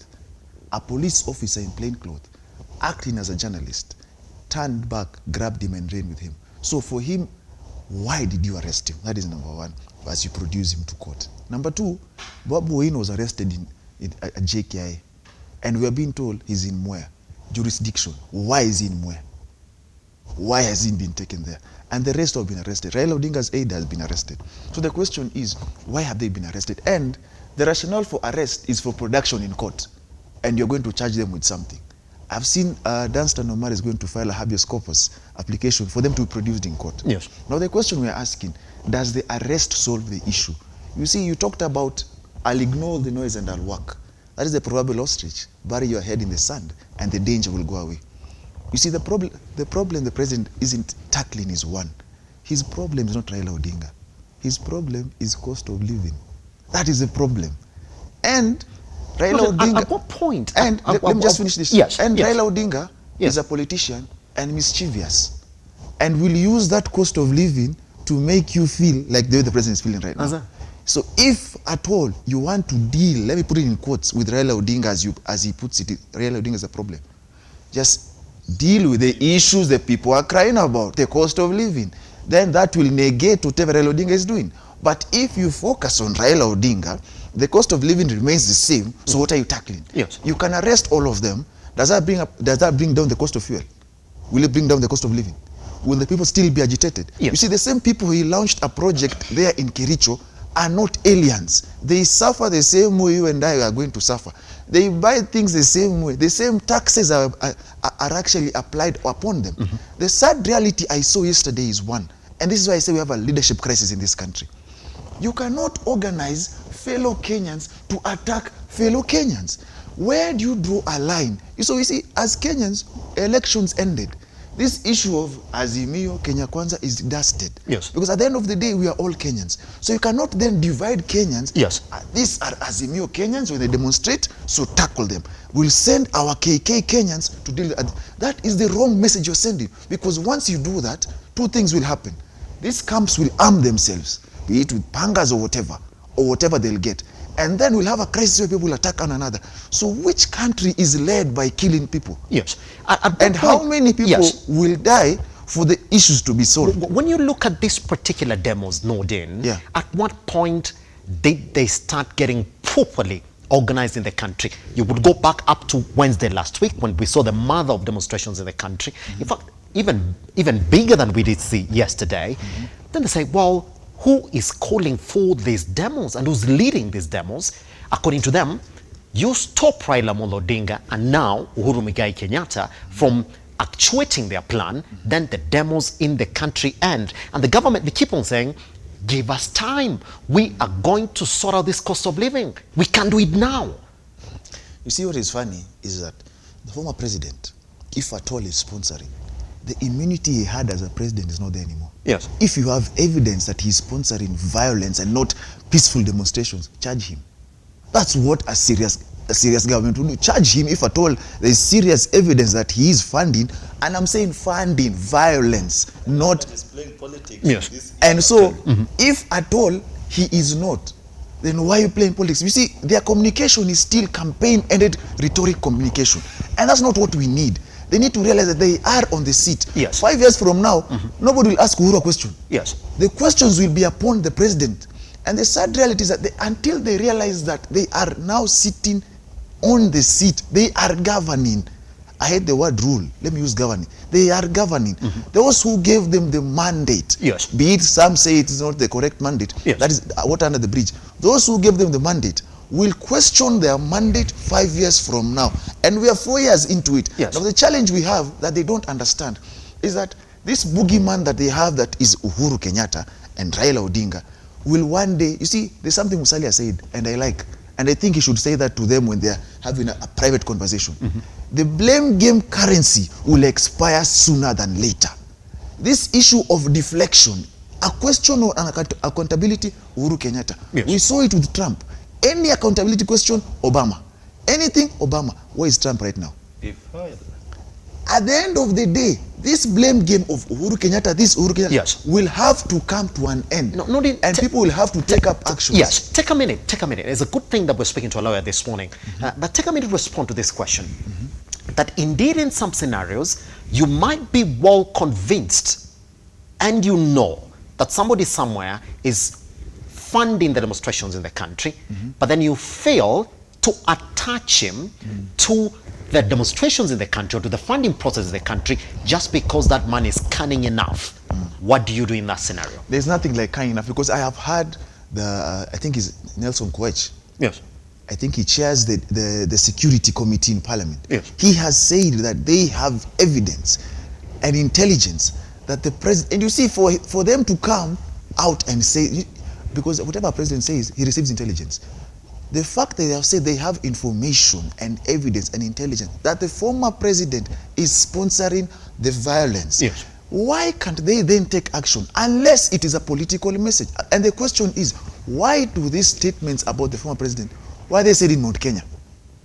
Whenever they want to say those statements, they only go to Mount Kenya to say those statements. Why? That tells you the politics in this. But if at all it is true, can we then have a scenario where they take charge and actually show us that Yes. it is him and something is done upon him. That's it. Ken, same question that I've put to Dr. Mwangi and Nordin this morning as well. In the scenario that we have known what their plan is, Deep Ruto is saying the problem is Raila Amolo Odinga and Uhuru Kenyatta. Ruto is saying the problem is Raila Amolo Odinga and Uhuru Kenyatta. The hangers-on, the boys also saying our problem is not the Kenyans on the street, it is those two gentlemen. Would it not make sense then to make it tough for them to organize the demos in the country, and then after that continue delivering to the Kenyans? You'll tell them, give them time, give us 2 years now, it's changed to 2 years, then after 2 years come and tell the Kenyans, we told you.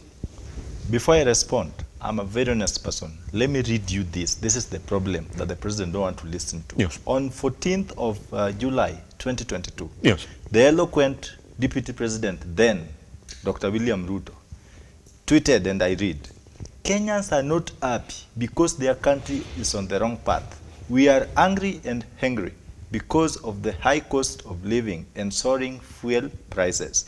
This is, this is the anger that will drive Kenyans to vote for fresh, visionary, and responsible government on August 9th. That is Kenya Kwanza. Let me pick it from there. Has Ruto demonstrated responsibility as a president and the government elected in place? No. He is arrogant, chest thumping, and that evokes discord. Number two, when the president speaks of all this, whatever he tweeted then, yes, you know, the issue here is not Raila Amolo Odinga. The issue here is not Uhuru Kenyatta. The blame game currency is going to expire. And in fact, I'm very sure it has expired. I will say this. If the president and his cocoon in government believes that Uhuru Kenyatta, the president emeritus, is the one financing the Azimio demos, it is no longer Azimio demos. That is the reality no one is telling them. It is Kenyans suffering from high cost of living versus a group of individuals protected by taxpayers' money, funded by taxpayers' money, expressing egos after taking tea on Kenya's money, who are going out without anything. So, by the time the president comes to actual realization that whatever it is that is ailing us, it's not Raila Amolo Odinga, it's not Uhuru Kenyatta, it's not Raila Amolo Odinga, we will have peace. But the moment he continues to play politics with this matter, now they are even taking it to an extreme heights of withdrawing securities of the First Lady's emeritus, Mama Ngina Kenyatta. Yes. They are withdrawing the security of Raila Amolo Odinga. They are withdrawing the security of all these Azimio-led bigwigs. I am telling you, the rise of militia and paramilitaries do not begin by people going out to do actual recruitment. When a person of public figure feels insecure and he has access to capital, he has access to popular legitimacy, you will hear Raila Amolo Odinga tomorrow having a group of armed gentlemen, and that is where the war begins. The things that have happened in Somalia, in Congo, in whatever world, this is the same story. In fact, Kenya Kwanza is a company of, let me call them, people who cannot listen. They, as Sifuna says, they are uneducatable. You can't educate them. These things they've seen happening, and they are coming to address. It's like you are stitching the anus to block the diarrhea. It will never happen. It will still harm you. Now you are withdrawing security of elites. You are exposing them to threat. The same government is approving demonstration in private residency where these people stay. Now you are exposing Mama Ngina Kenyatta to the goons of Nairobi, who are being hired by the Kenya Kwanza regime at their ends to go and cause mayhem in those compounds. For example, God forbid, something bad happens to Raila Amolo Odinga, the person of Uhuru Kenyatta, the mother. What will happen? What will befall this country? The president is acting as if he came from a tree. He was never born by a woman. The president is a son of a mother. I saw the mother the other day when he was taking out of office. Now the president leaves office, the successive regime withdraws the security of the mother, organizes demonstration, paying people to go and demonstrate in the mother's compound. Do we have a country here? Kenyans are asking on Twitter, we don't have a country here.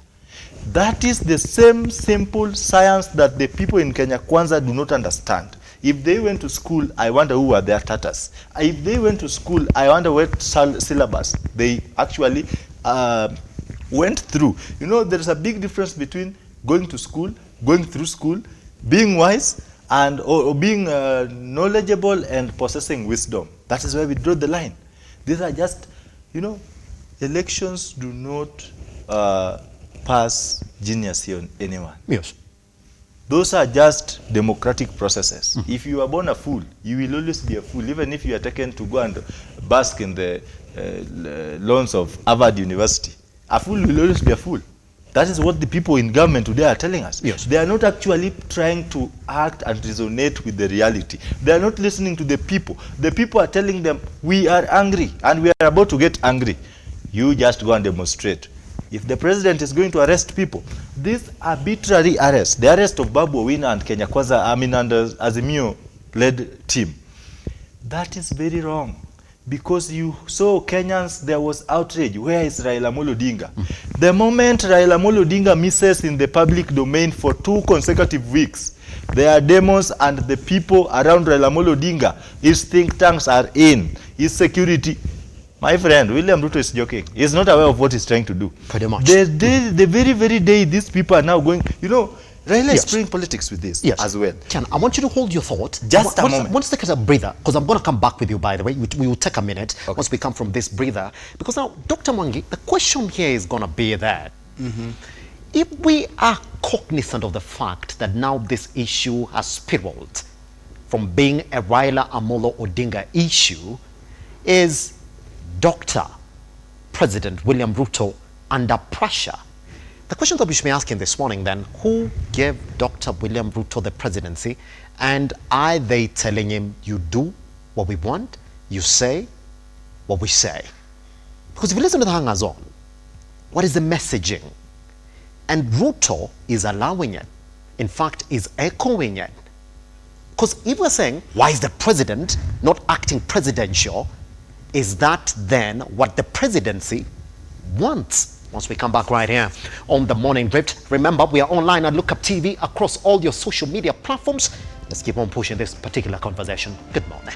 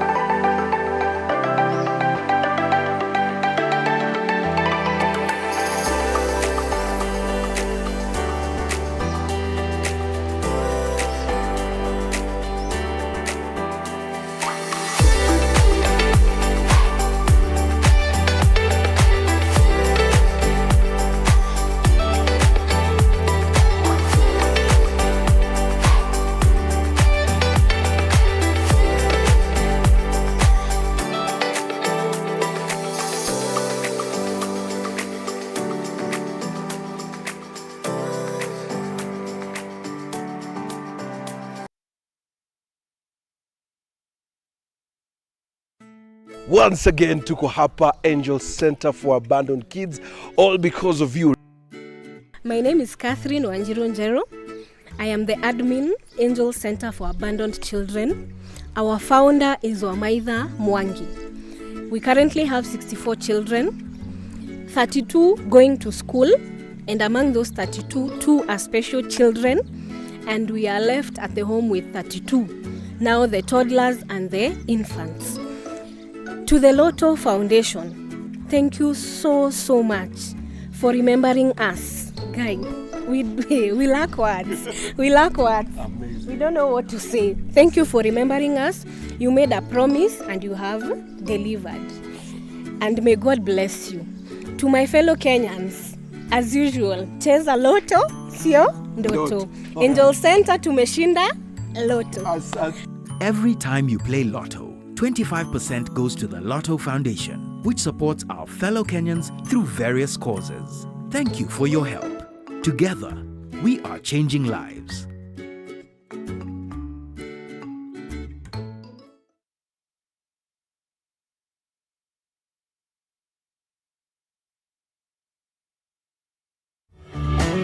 Beautiful, wonderful, glorious. We are having the show that we share entitled shepherd boys. I'm waiting for you to get me to Kenya. That's what I'm waiting for you. God is the source of every blessings that flow into your life. And I know that God is going to bless you and to do a new thing. Pray, pray, pray, pray.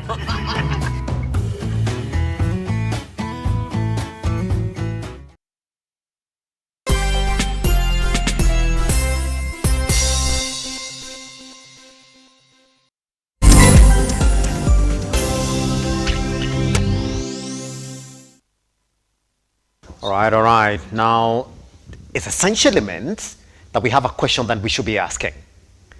That if our panel this morning, that is Dr. Mwangi, Nordin, and Sankara, are saying that the president is not acting presidential in this particular issue in the country, then the question is going to be who gave President RUTO the presidency, and is that what the presidency, in terms of those who offered RUTO that particular presidency, want?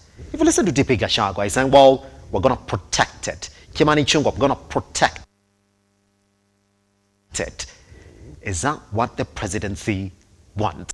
Ken, I want you to take a minute, then we're going to throw it to Dr. Mwangi, and then after that, come back with it. What is it that the president is overzealously protecting? He insists on protecting the property and the lives of Kenyans. And tomorrow, we see 5 Kenyans shot. Have you ever seen a Kenyan killed since the demonstrations spiked in this country? Have you ever seen a Kenyan killed courtesy of a Kenyan hand? It has always been the police bullet. True or not true? Very true. Now, the president is protecting the lives. I don't know the lives he's protecting. The property. Yesterday, I am the youth senator, Kisumu County. At Juakali, the police threw tear gas canister inside a building that contained inflammatory items. Yes. The building went ablaze. The entire place was razed. Yeah, we did Whom say do we blame? Whom do we blame? Sorry. Is he protecting the property? Now the president is protecting the property by deploying police who are taught with the Kiganjo curriculum that they should never see. It is a man-eat-man society. Now the police is shooting the innocent citizens. Yes. The police are the ones looting these properties. And that is our economic hub in Kisumu, where the president's so-called the technical and vocational training agenda is being driven. Now that is where his police is setting on fire. The same people he's protecting, those are the same people his boys are shooting. The president must know that you can lie to some of the people, some of the time, and some of the time, some of the people, but not all the people all the time. Whatever it is that we are seeing today, we are actually staring at a position that when things may escalate to a point of no return, and not even the president will stand and tell the people of Kenya, do not go on the road. Not even the opposition leader, Raila Odinga, whom they are demonizing, will call off the demonstrations. You know, the president has been speaking, he is behaving like a Mount Kenya president. To me as a Luo, if you ask me today, do you feel represented in this government? I would tell you no, I am not represented, because this regime has successfully cheered people. Was in Homa Bay last week, Sankara. Listen, this regime, you know, I'm talking about the presidency and the regime, because these are the people who are telling the president, close your eyes, send more bullets, hire more tear gas canisters, recruit more police officers, deploy them to Nyanza, beat those people. If today I were to be in an international forum and I'm asked, do you feel represented in the cabinet structure in that country? The youth and how do you call it? The economy and the youth. Yeah. Now I'm talking about the CS trade, investment and whatever. Yes. This is someone who will be speaking in his native language. He has turned vulgar on Twitter. The same person has successfully managed to profile, to ethnically profile some communities in this country, as violent, backward individuals who see nothing good for this country. Imagine a scenario whereby, you know, the constitution is crystal clear on the division of labor and power. What is the role of a cabinet secretary? what is the role of a majority leader? Nurdin spoke of the Kimani Ichung'wah being the majority leader oversighting the legislature. Now here, parliament has been married by the executive, forcefully. Actually, the president has conducted what we call those marriages that we read in primary school, where in African traditional society, women were never seduced. They were kidnapped along the road and taken home to the husband-to-be. That is what the president is doing. He kidnapped parliament, took them to State House, told them, you are my wives, you will say yes. And the president, you know, do we have a country here? Sometime I would not wish to be a politician, but to remain a leader. But I look at the things happening in my country, even going out of this country becomes hard. I would wish that I would be an elected person, so that we streamline this country. Sankara, let me throw it to Dr. Mwangi as well. Dr. Mwangi, I mean, if the international community is calling for action in the country, the media is calling for action in the country, the clergy is calling for action in the country, the business community is calling for, every other sector is calling for action in this country, then you would think that somebody somewhere is going to be the big boy, act presidential. But if you listen to Dr. William Ruto, he speaks the language of Gachagua, speaks the language of Kimani Ichung'wah, speaks the language of Moses Kuria. Then that's what we're saying. Well, if that is what the presidency wants, then it's got to speak like it. Dr. Mwangi, could you kindly educate our audience on who gave Ruto the presidency? So what is the common denominator between the people who are hardliners around the president? What is the common denominator between Moses Kuria, Rigathi Gachagua, Kimani Ichung'wah? What is the common denominator? The common denominator is that they come from Mount Kenya. And if you look at the voting pattern of 2022, the difference between Raila Odinga's votes and Dr. Ruto's votes, the difference is in Mount Kenya. So Mount Kenya truly gave Dr. Ruto the presidency against the wishes of his former boss, Uhuru Kenyatta. And how did it come about? Uhuru Kenyatta was demonized in his own community, and he didn't realize. So his will did not prevail. Now, Dr. Ruto promised, and he had a good plan, a very good political campaign, and he promised heaven. Now, this heaven is yet to land. So, what is the conversation in the streets of Mount Kenya? People of Mount Kenya are very cool. Even these demonstrations, you haven't seen them much in Mount Kenya. But there is something brewing in Mount Kenya. People are remembering. Uhuru told us, oh, there is something he had seen. So, that is brooding. It's coming up. And maybe that is why the president is fixated on this simmering realization that the Mount Kenya people, they believed in him, and things are not working out. So in that sense, the hardliners, look at it this way. The Prime Cabinet Secretary, Musalia Mudavadi, a very powerful man. The Speaker of the National Assembly, Moses Wetangula, very powerful man, so to speak, in the Luhya nation. They are quiet.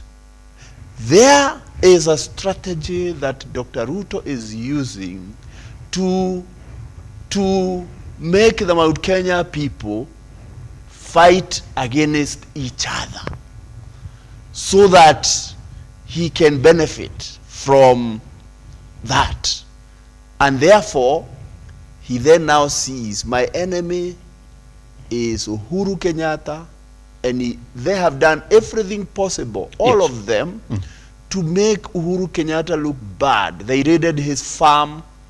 They have even gone to the level of attacking his mother. Very unfortunate. So Dr. Ruto should realize, whichever way, he is now the president. The route he's taking, of instead of seeing the national issues, thinking about the Mount Kenya backyard, which is currently boiling. And where that backyard, at the moment, it has not reached the boiling point. When Moi did what he did, and it reached the boiling point, when Kenneth Matiba and Charles Rubia said enough is enough, it was difficult to stop the Mount Kenya people. For now, they are quiet. Will the Mount Kenya people, Nordin, just get ready, just take a minute to get this done and dusted. Do the Mount Kenya people want a handshake, if that's where the presidency came from? The Mount Kenya people are business people. They are people who farm. They are people who work with their hearts.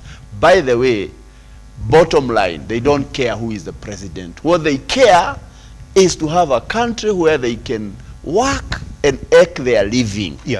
That is what they care. And therefore, whichever way it comes, the Mount Kenya people don't want the handshake in the definition that Kenya Kwanza is holding it. I dare say it is important to define what you mean by handshake. It is very important. The handshake definition they are holding and the context is a negative side of it. Mount Kenya people would like peace. How that peace comes about, so that in the next 4 years, we are able to move economically, take our children to school. We are able to work with our hearts and build our homes.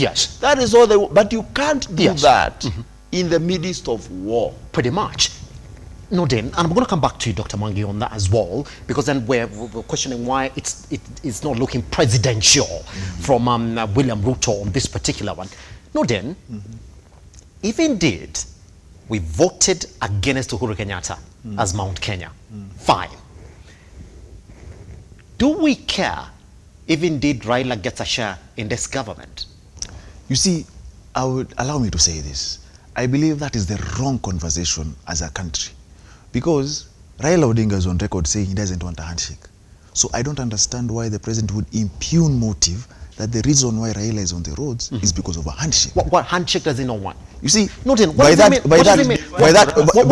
mean? Because let me get this out. What does it mean when both Raila Odinga and Ruto are saying we do not want a handshake? How do we interpret that particular situation? The beauty about that is that they have told us hakuna nusu mkate. And they have said, so according to them, the handshake they're talking about is nusu mkate. And nusu mkate, we all know, is half of government. Now, Raila Odinga has told us, and he has said it, that he doesn't want a handshake. Which, if is true, then we have passed the first Rubicon. Now, the second one is, let us have a discussion on the people. What are the issues? How do we tackle the cost of living? So we expect, if at all they are to have a conversation, it's a conversation on how to move the country forward for the betterment. Which people are we talking about here? Because if we play for you the clip for Ruto yesterday, he said the people of Kenya have said they do not want a handshake. Now, that is very beautiful. I am a person from Kenya. Has he asked me? Have you been asked? Have you been asked? You see, the question, this is what I'm saying. The question is, none of these politicians has been honest. You see, we are all like pawns in a game, all right? Now, everyone has personal interests. The president's interest is to protect his social legitimacy, is to protect his look outside. I am tough. Mimi si kama Uhuru. And we have been told that a couple of times. I am the CIC. That we all know. Now, the challenge is, they are bound to have a conversation. Let nobody lie to you if they are not having one. Now the only conversation you need them to have is not on how to share government, because they have told us, Kimani Chungwa was on record saying that the Senate, the Nandi senator, Blogger, has told us that a couple of times. So we are at a point where if the discussion is not about forming government, which we already have a government at the end of the day, nobody will be fired, right? Then the conversation you want to have is on cost of living. Now, if that is the conversation, why are we seeing people getting shot courtesy of a new special force? That is something we're not addressing. The president was on record saying that when he came into office, there was a unit that was killing Kenyans. Now we are seeing Subaru's back again with bent number plates, people going missing, using guns to disperse crowds. So where are we going as a country? Now it's coming to a point where those who are even walking, simple people without a crowd. Yes. If you critique the government, you get arrested. Are we turning this country? Yes. Are we turning the country into a police state? Yes. Are we trying to copy and paste from Uganda, which can never happen in this country? Yes. We have moved from that. Yes. So the question is, the president wants to protect his social legitimacy. It is very simple. Implement your manifesto. Going after Raila and whatever he's saying will only make you lose the point. Yes. Because at the end of the day, some will say he can chew gum and walk. You can never do that, because Raila is inviting you to a political contest. If you focus on Raila, you will never implement that manifesto. And we are 4 years to the election. I'll ask a simple question. During the Kibaki stroke Raila handshake government, there were issues where Raila would complain of nusu mkate and what have you. Kibaki never addressed him. He would be quiet and focus on his work. If the president could just focus, these too many visits here and there, too many appearances on me, doesn't mean you're working. If at all you're working and you're claiming there is success, it should be felt. Kibaki never made noise. Pretty much. But we felt the effects of Kibaki. Yes. And this government is big on saying that Kibaki is the mentor. Follow his ways. He wasn't an angel, that is true. Yes. But follow his ways in making the economy better. Yes. Gentlemen, Bade Sankara, I'm going to come to you. You're going to take up this one as well. Mwangi, take a minute. Dr. Mwangi, take a minute. Respond to this. Raila Amolo Odinga is saying, I do not want a handshake. Ruto is saying, I do not want a handshake. So what? So why do we keep on bringing up if both sides are saying, well, we do not want a handshake? Absolutely. Both sides don't want a handshake. Kenyans don't want a handshake. So somebody is playing politics with it to make people believe that this is what the person saying he doesn't want wants. You know, if you repeat a lie 100 times, it looks like the truth. So they are repeating this chorus to remind particularly the Mount Kenya people, to remind them that the handshake government that was there. And what the Mount Kenya people are discussing right now is that they are seeing the work that Uhuru did for them while he was being, they are now seeing and realizing now they have been abandoned by the person that they chose. And so this is why these leaders who are now mostly from Mount Kenya, because nobody else is talking. Nobody else is beating walls of drum in the Kenya Kwanza government. It is the politicians from Mount Kenya. And they are doing that for their own selfish interests, knowing very well that the people in Mount Kenya have moved on. Good. Gentlemen, here's the question then. Because if there's no handshake, and if indeed the other side believes that the personal interest that we gained once we get to a negotiation table, as Raila Amolo Odinga then lost the plot in the sense of, here you are telling Kenyans that you want to force the government to reduce the cost of living. But then, on the silence of that, you've launched a push for more than 10 million signatures to prove your point that indeed people don't like your government. Is that what is making Ruto now to say, you see, should I agree then to sit with this gentleman on the table? I am coming from a losing position. I lost. That's why I'm here. Ken. Raila is speaking for the voiceless. whatever it is that the president is trying to do, he is trying to show Raila that I am the president, I'm the one who took the sword. Is Raila Amolo Odinga also not telling the president, I am Raila Amolo Odinga? Raila Amolo Odinga is telling the president, you know, the president has always told us that he wants a very vibrant opposition. Isn't it? Yeah. The same president, I mean, he should define to us then, but the definition must not defy the constitutional dictates on what an opposition should do. At what point does the opposition overstep, Ken? So far, so good. Yes. I haven't seen the opposition overstep. I'm very open-minded. Yes. The government has provoked. If there are attempts of overstepping, yes, the motivator must have been the government through the proxies who are the security officers. When the opposition wants to remove a sitting president from the office, are they not overstepping? They've made the intentions clear. The intention of the signature collection was just to send a parting warning to the president that the majority are actually not with you, but you are the president. Now bring us together. You know, we had bipartisan talks. Yes. You had what the Kenya Kwanza colleagues were speaking about. We have under the confines of democracy, Ken. When I collect 15 million signatures, that's me telling you, walk out. They do not want What is you. democracy? Abraham Lincoln put it simple. Yes. A government of the people, for the people, and by the people. That's it. So the people implemented that say through Article 1 of the Constitution. That's it. The same people are trying to put to action the most quoted constitutional article, Article 37, the right to peacefully assemble, picket, and present petitions. Now here comes the branch of the executive, the Kiganjo curriculum crew. They are not listening to that. They are from planet Mars and they are coming to Earth. There people are not allowed to picket. Like the president's friend from Uganda. Now they are coming to Kenya and they are finding us on the road. And they are telling us, you know what, we don't do this. So whatever it is I'm trying to say, the opposition is not overstepping. It is politics. We are not being genuine with ourselves. The issue here is the cost of living. If the president do not want handshake, he should first define what is the context of an handshake. In this category, in this situation, the absence of peace necessitates handshake. If the handshake is what will bring tranquility and peace to this country, then we should have the definition with the limits on what a handshake is. The president of Azimio campaigned against the handshake when he was the deputy president in Mount Kenya. Now he is the president.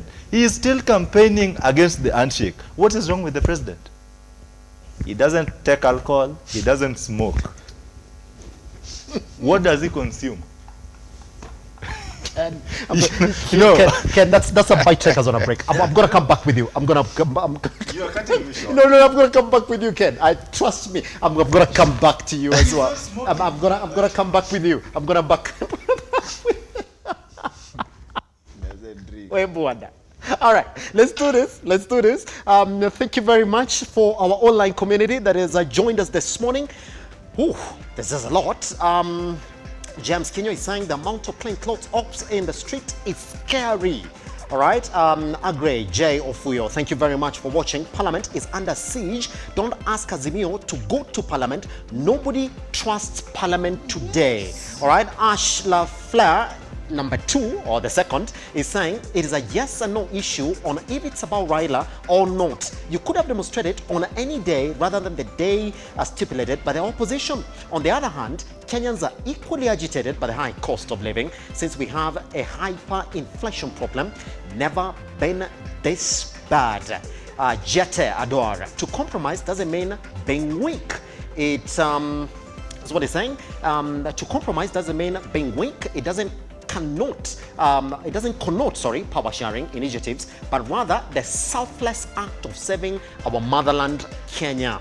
We are all to save Kenya. The principle of equality to all, most times meant to give and take sovereignty of the people under Article 1.1 of the Constitution is paramount. Thank you very much. Bishop Eric Prof is saying, tell that guy to stop scaring us of Raila. Ken, that's you. It's the one picking threats from my statement. Raila is no God. That's what they're saying. Bishop Eric is not the only one with supporters who know how to fight.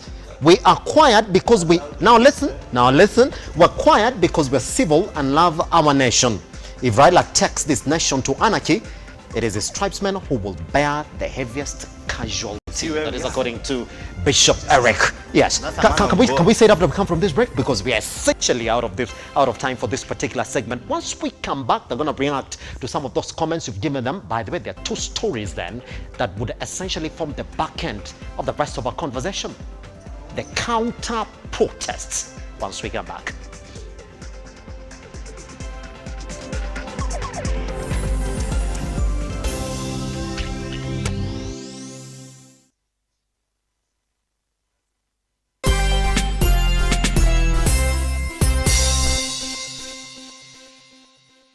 Maisha ni magumu, mara hutoki, mara kama wataka kutoka ambwa mama shauri yako utashikwa, varudi ndani ya nyumba na wajukuu wako. Siku ya leo sasa hivi tuko katika kaunti ya Kwale. Sehemu hii inajulikana kama Simba.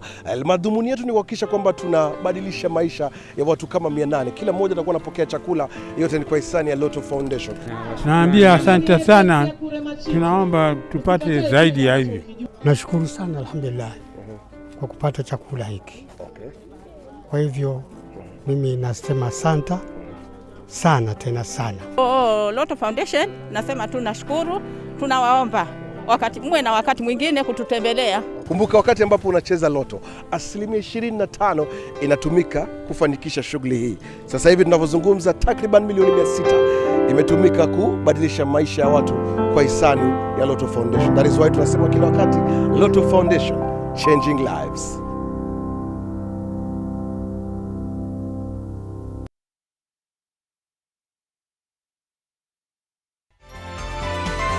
Infinity Industrial Park is one of the largest private industrial parks located along Eastern Bypass, Nairobi, which provides modern infrastructure for smooth operations for industries and business enterprises. Infinity Industrial Park offers world-class amenities and facilities with wide roads, a police station, a power substation, fire station, public transport stage, hospital, and shopping mall. In addition, Infinity Industrial Park also offers CCTV cameras, 24-hour private armed security patrol, sewer, water, fiber optic cable, and 3-phase power connection, added to public utility, canteen, and dining areas. Sail on the golden opportunity to invest in Infinity Industrial Park, fully serviced warehouses at a special price of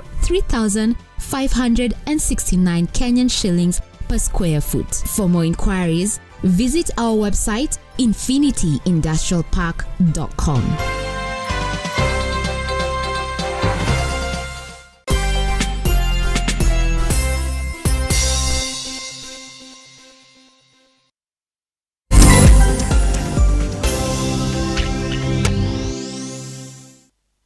All right. Thank you very much for all our online community that's watching. I see you. Jeff, George, I see you. Judith, Jeff Letting, I see you. Jerry, and Mary as well. Thank you very much. Guess what? We'll continue. But just before we take it back to Ken, this is exactly what it is then. Let's get to a story that we ran for you earlier on what is going on. The president is saying we're going to protect our property and the lives of Kenyans. And also now, his men in the government are saying, you see whatever is going on in the country? Just pictures you're seeing on social media. Let's run into those stories, come back, give time to Ken, and then after that, continue with the morning conversation.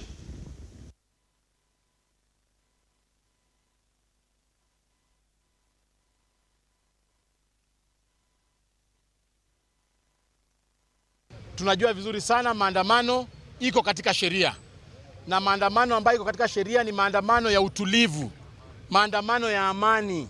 Sisi hatukatai mtu yote kufanya maandamano, lakini kuharibu biashara za watu, kupiga watoto wakienda shuleni, kuumiza wamama na kuua vijana wetu, sisi tumesema hiyo haitafanyika hapa Kakamega.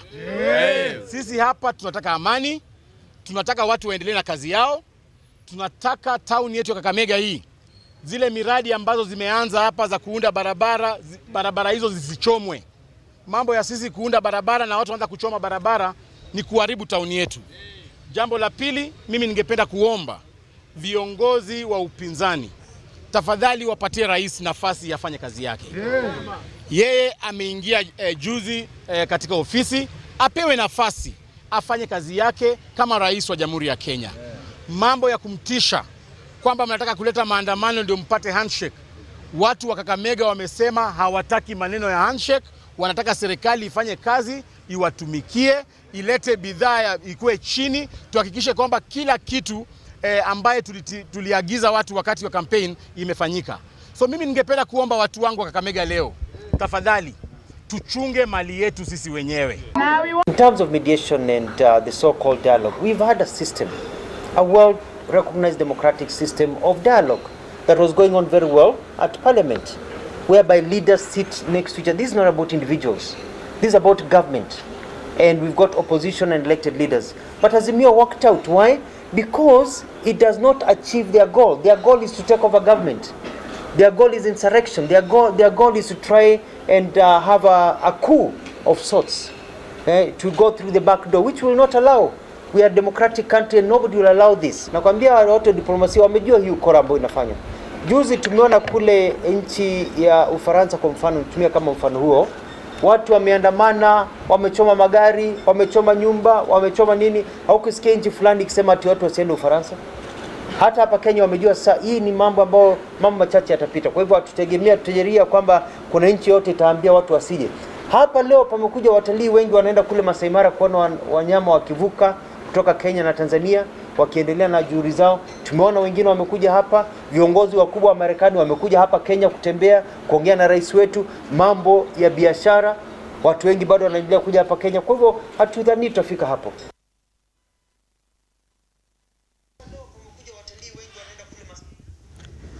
Right, that's the particular story that we have around that conversation. All right, Ken.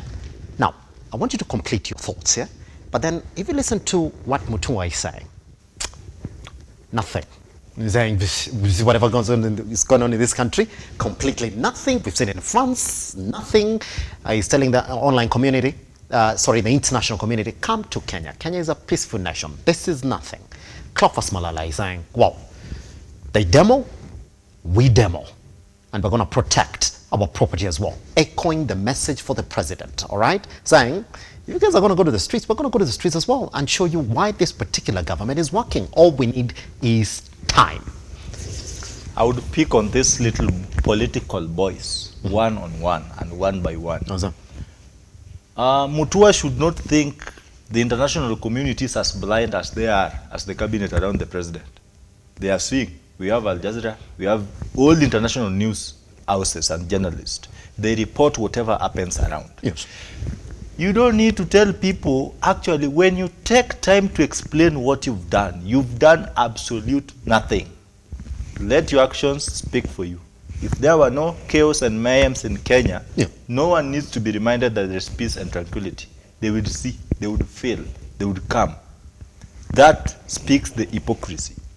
When the mouthy SG, UDA, Malala, Cleophas goes to media and says they don't want people to beat children while going to school. Kenyans are sober people. Have you ever seen a Kenyan beating a school-going kid? We know who have organized tear gassing of students and children in school. Just the other day, we saw the police tear gas school kids. They threw tear gas canisters right inside a classroom. We've seen school kids being tear gassed by the police, not by the people. We neither sell tear gas nor make tear gas. All tear gas are government property. They are being landed in the wrong positions to the wrong people. So Malala should take his time to address the people who protect him, the police, where and when to use tear gas. The police do not understand the right to peacefully assemble. This is a locally a locally recognized practice and internationally equally embraced practice. The peaceful protest. He should never, in any occasion, try to compare Kenya with France. I think Macron also is a victim of whatever they're trying to do with the president. Close your eyes and act blind and deaf. So, all this said and done, before I came to this point, there is a bishop who responded to me on your social media, Andrew, and he's saying Raila is not God.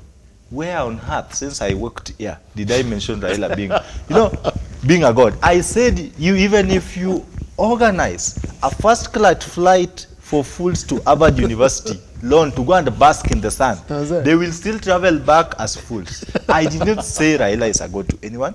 And this, you can see the men in cloth who has messed the president. These are the people who have been clogging State House like a clogged water pipe every day in State House singing Hallelujah Hosanna. He is coming to tell me, he should not intimidate me.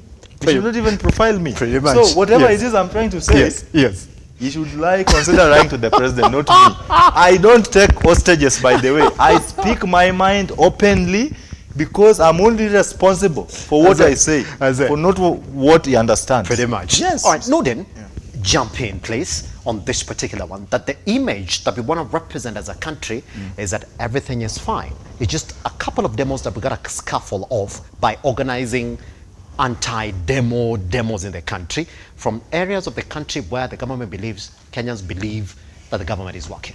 You see, in law we call that false representation. Yes. It's like this paper. Yes. I remove the word standard, I write the Ken, and we say this is Ken's newspaper, and it's not. And I'm trying to pass a false information, and that is what the minister is trying to do, like he rightfully said. You see, people are not idiots, and people know, people can see. And we're in a digital era where I just record, I post, this is Kenya, ABCD is happening. And so when he says these videos are old videos, are not Kenya, what, that doesn't help the situation. There's somebody who's a viewer who said something very well there. He said the president will just listen, and listening isn't a sign of weakness. Yes. You see, lack of arrogance isn't weakness. The bravado, the big man syndrome doesn't solve the problems we have. Being reminded that he's a CIC, we all know that. We saw him getting sworn in. It doesn't, it doesn't solve the issues at hand. Now, the problem I see is one. Yes. The president only has one table in the State House. He needs two tables. A table where he can listen to people of good counsel, and a table for sycophants, where he has had a long day implementing projects. He has done a lot of policy work. He wants to get entertained. Yes. He sits on the sycophants table. They sing Hosanna. They tell him all manner of gibberish and nonsense. After that, he goes back to the serious table. The problem is he has one table where he mixes ideas and sycophants, and that is where ideas will always disappear. The majority are sycophants. So at the end of the day, these hosannas, the day he starts to crumble, they'll run away. The day he starts to crumble, or when the rain starts beating him, he won't know where they will go. He'll start looking for them. Well, they've already gone. So at the end of the day, currently, but it's not yet leaking. Yes. The moment it starts to leak, they will vanish. At the end of the day, there's a lot of time to work on his manifesto. Focus on your manifesto. Like I rightfully said, Raila, he'll do politics. He has 4 years to remain relevant. And if you spend your entire 4 years answering Raila, you will forget your manifesto. You will be waking up to what Raila said yesterday. As you answer that, he talks in the afternoon. You wake up tomorrow, talk about what he said in the afternoon. When will you work as a president? 5 years is almost done. Let me bring you into this then. We can talk in as much as we want this morning about exactly what's going on in the country. We can try and postulate on what the solution could be or what the problem could be. Yeah. If you were seated at the table with President Dr. William Ruto this morning, so your boys are telling you everything is fine. Your boys are fighting for you. The country is okay. I mean, this is a little thing that you're saying in this country are going to stop. Come in and invest. Cleophas Malala is telling his people, we've got to go out and riot. We've got to stop this. Kit Wanguri is also saying, well, we've got to represent the country and tell them everything is fine. We as a business community. What will you tell President Dr. William Ruto today in as much as the country is concerned? As far as the country is concerned, at the moment, Kenya is at standstill. Kenya was moving, but now Kenya is at a standstill. Yes. Kenya is within the community of the global community, where there are many things happening. Currently, we have economic difficulties across the world. Yes. I'll tell him, Mr. President, our country is within the community of nations. Every country is trying to emerge from, the impact of COVID. We are trying to emerge from 3-4 years of no rain, famine, and our shabas are looking better. Thank you for the subsidy for fertilizer, yes, among others. I will tell him, Mr. President, people out there want the country to move forward. People out there want you to know that you are the president of all Kenyans. Yes. Change your focus. Change your focus from listening or wondering what will Raila Odinga do or what will Uhuru Kenyatta do. Change your focus. Put your focus on Kenyans. Change the rhetoric. Move from political propaganda that could have helped you become president. Now you are the president. Be the president, yes, of all Kenyans. Listen to people on your side. Listen also to people on the other side. Yes. Let's get back to the table. There was this bipartisan talks that stalled. Get those bipartisan talks back on track. And the people you said to represent your government, said people you trust, and leave them to do the job as you continue with the work, so that the country, we can be able to find solutions, because we are not going to wish away the high cost of living. High cost of living is a global phenomenon today. But every government must do its best, yes, to address the issue. And you need to win the confidence of the people of Kenya back. You need to win their confidence as their president. Please, Mr. President, don't think that they are Azimio Kenyans. Remember your teacher, Moi, who used to say, 40 million Kenyans are more important than some individuals. Mr. President, these people around you who are telling you what you want to hear, yes, tell them to shut up. I want to hear from other Kenyans. You know, my boss some years ago told me, if two of us have the same opinion about the same thing, one of us is not needed. The choir that was in Kericho, they are all saying the same thing. We don't want handshake, we don't want handshake. The gentleman in Western Kenya, who was rehabilitated and has a big office now, he's saying the same. That choir, Mr. President, is telling you what you want to hear. You need to know, you need to deliver 5 years, and you could get another 5. But you will not get another 5, yes, if you go the road you are going, because we will not have a country. We need a country. And we Kenyans are looking up to you, yes, to drive the country forward. Please, don't join the bandwagon of people who are beating the war drums. The idea of countering Azimio demos with Kenya Kwanza demos will drive this country down. And Mr. President, by then, we will not have a country. yes, You will not be a president who will enjoy being the president of Kenya. Mr. President, you have a chance. But time is running out. Go back on track. Let's go to the negotiating table so that we find solutions for the country. We can't live like this, where you wake up in the morning and you don't know whether the children should go to school or not. We can't. And the buck stops with you, Mr. President, with all due respect. Now then, we still have 5 minutes left on our conversation this morning.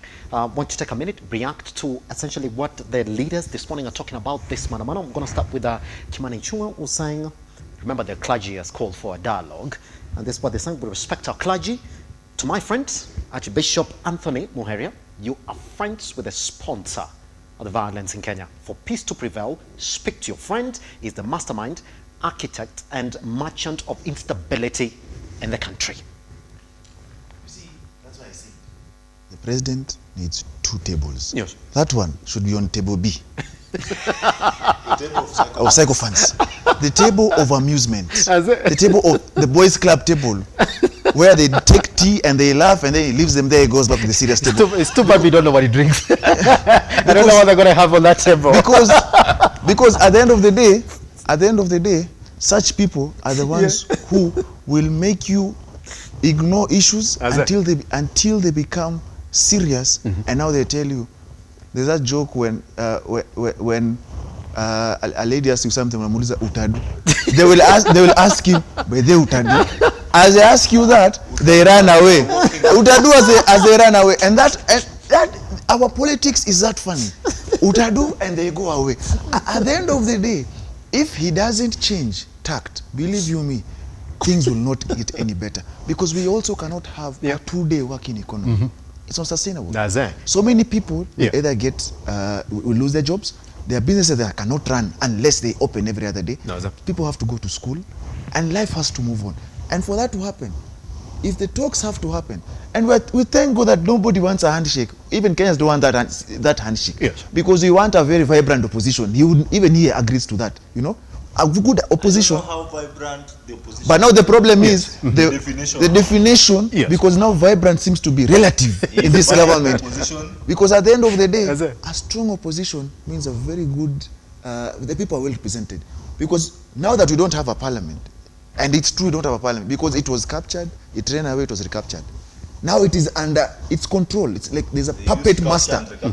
So at the end of the day, we have to find a situation where, once they talk, can we move on with our lives? Because if not, how many lives have to be lost for you as a symbol of national unity to say, you know what, enough is enough, let's change tact?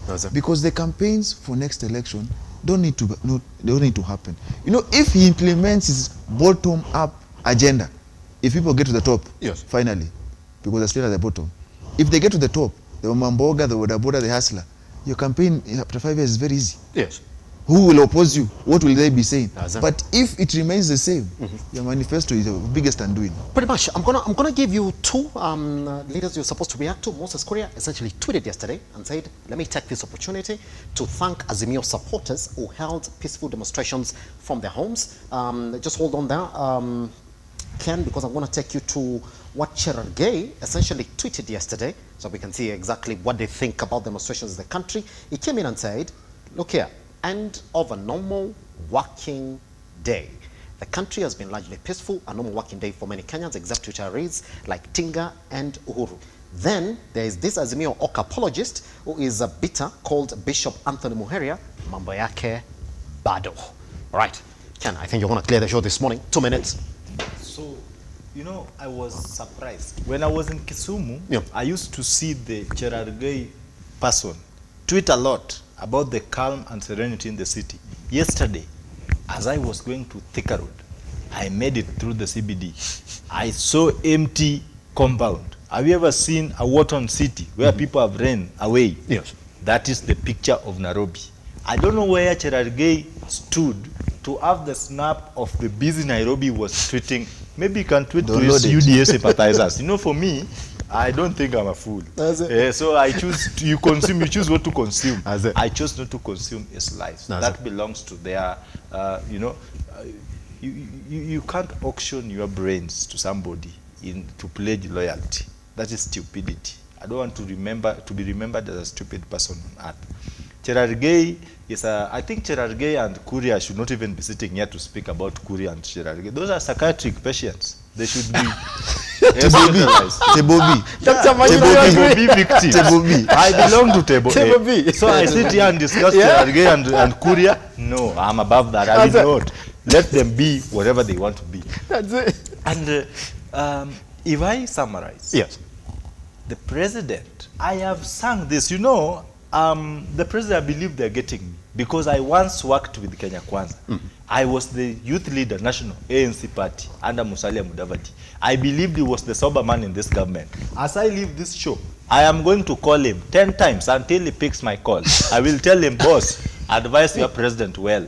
The blame game currency has expired. What are you going to lie to the people of Kenya anymore? Yeah. Because the president must, and I underline in bold, the word is must, fulfill his promises and reduce on his ego.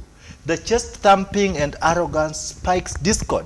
We are people with brains, with 5 senses functional. We can see, feel, react, and hear. We should not trigger us to the reaction point. We should at least let us feel, yes, because we have the capacity. As I finish, I would say, or if I don't finish now, when I shall be finishing again. Finish now. Finish now. Let me tell you something. Yes. Bad leaders or people who believe or act oblivious of the reality. Yes. The I don't care attitude leaders are always, in most instances, surrounded by I don't care attitude people. The people around the president, I don't believe State House has got table A, as Nordin put it. All these people, in fact, they don't belong to table B. Table B is always an option. I'm not a footballer, but I know there is team B. So they cannot be on the bench. If one plays and get hurt, you bring him to. So he takes them on loan. The president has put table C victims around him. You know, how do you walk? There is demonstrations in the country. Just a minute, Simba. Yes. There is demonstration in the country. The demonstration is not about Raila being in government. The demonstration is about the high cost of living. I am a father of one. I have been a father figure to orphans. I know the cost of living today. Yes. It pains me because I pay school fee. I feed people. Yes. I know what it feels to be there. Yes. People are demonstrating against high cost of living. You are organizing people. You know, I've said I've worked with Kenya Kwanza adherents. And by the way, I can predict their thinking. I can predict what Malala and Kuria does. These are boys I've campaigned with. Dr. Wangi, I can tell you. Seconds. Yes. So this, I can predict their thinking. Yeah. Whatever it is, you know, those Kenyans you see standing behind Senator Malala. No, you hear whatever it is. Yes. Malala. Those people are not standing there because they support. Malala do not even understand himself. He was there and people are demonstrating in Vihiga, Musalia's backyard. Those people are there because they really want that 1,000 note, that 500, so that they can go and purchase 1 kg unga, which is retailing at 230. Yes. Those people are not, you saw what happened in Homa Bay. There are clips all over. People are being given money. People did not attend that event because they loved the president and they would wish to be there. They were called and paid. I dare someone to come and sue me for spreading lies. I will produce the video in court. They were paid 1,000 bob each to attend. Osoro was told to, I'm not a Kisi, but they told him, Osoro, Kenda. I don't know what that means, Kwenda. Osoro would no longer buy the people of Kisi.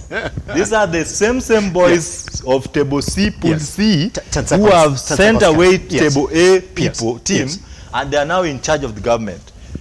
The recipe, the whatever it is that Kenya Kwanza is trying to do today is against the law of common sense, the law of nature, and even the biblical teachings of no eye to an eye gain. Pretty much. Dr. Just Mwangi? 2 points. Yes, just 2 points. Number 1 one, minute. I don't take, I am not standing in for anybody, but I dare say that the problem we have is not that we don't have people who are properly educated. Yes.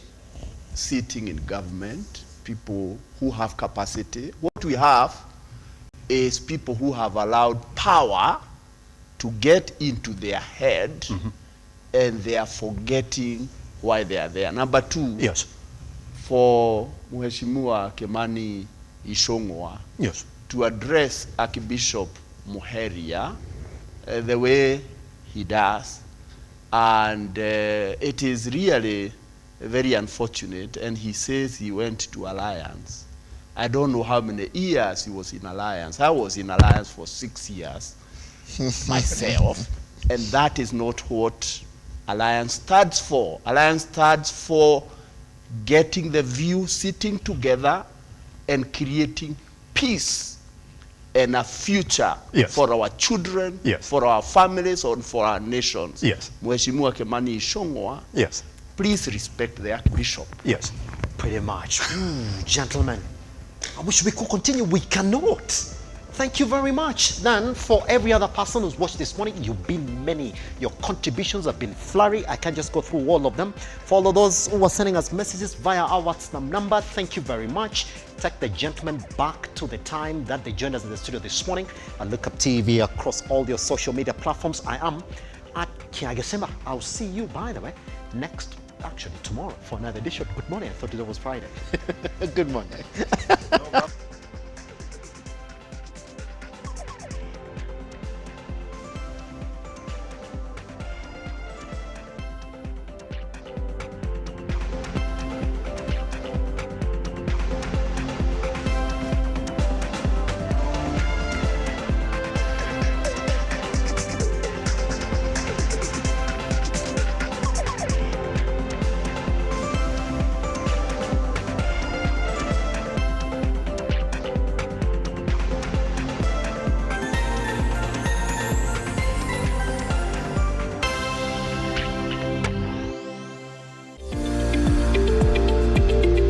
We value your feedback and welcome your complaints about our programming and operations.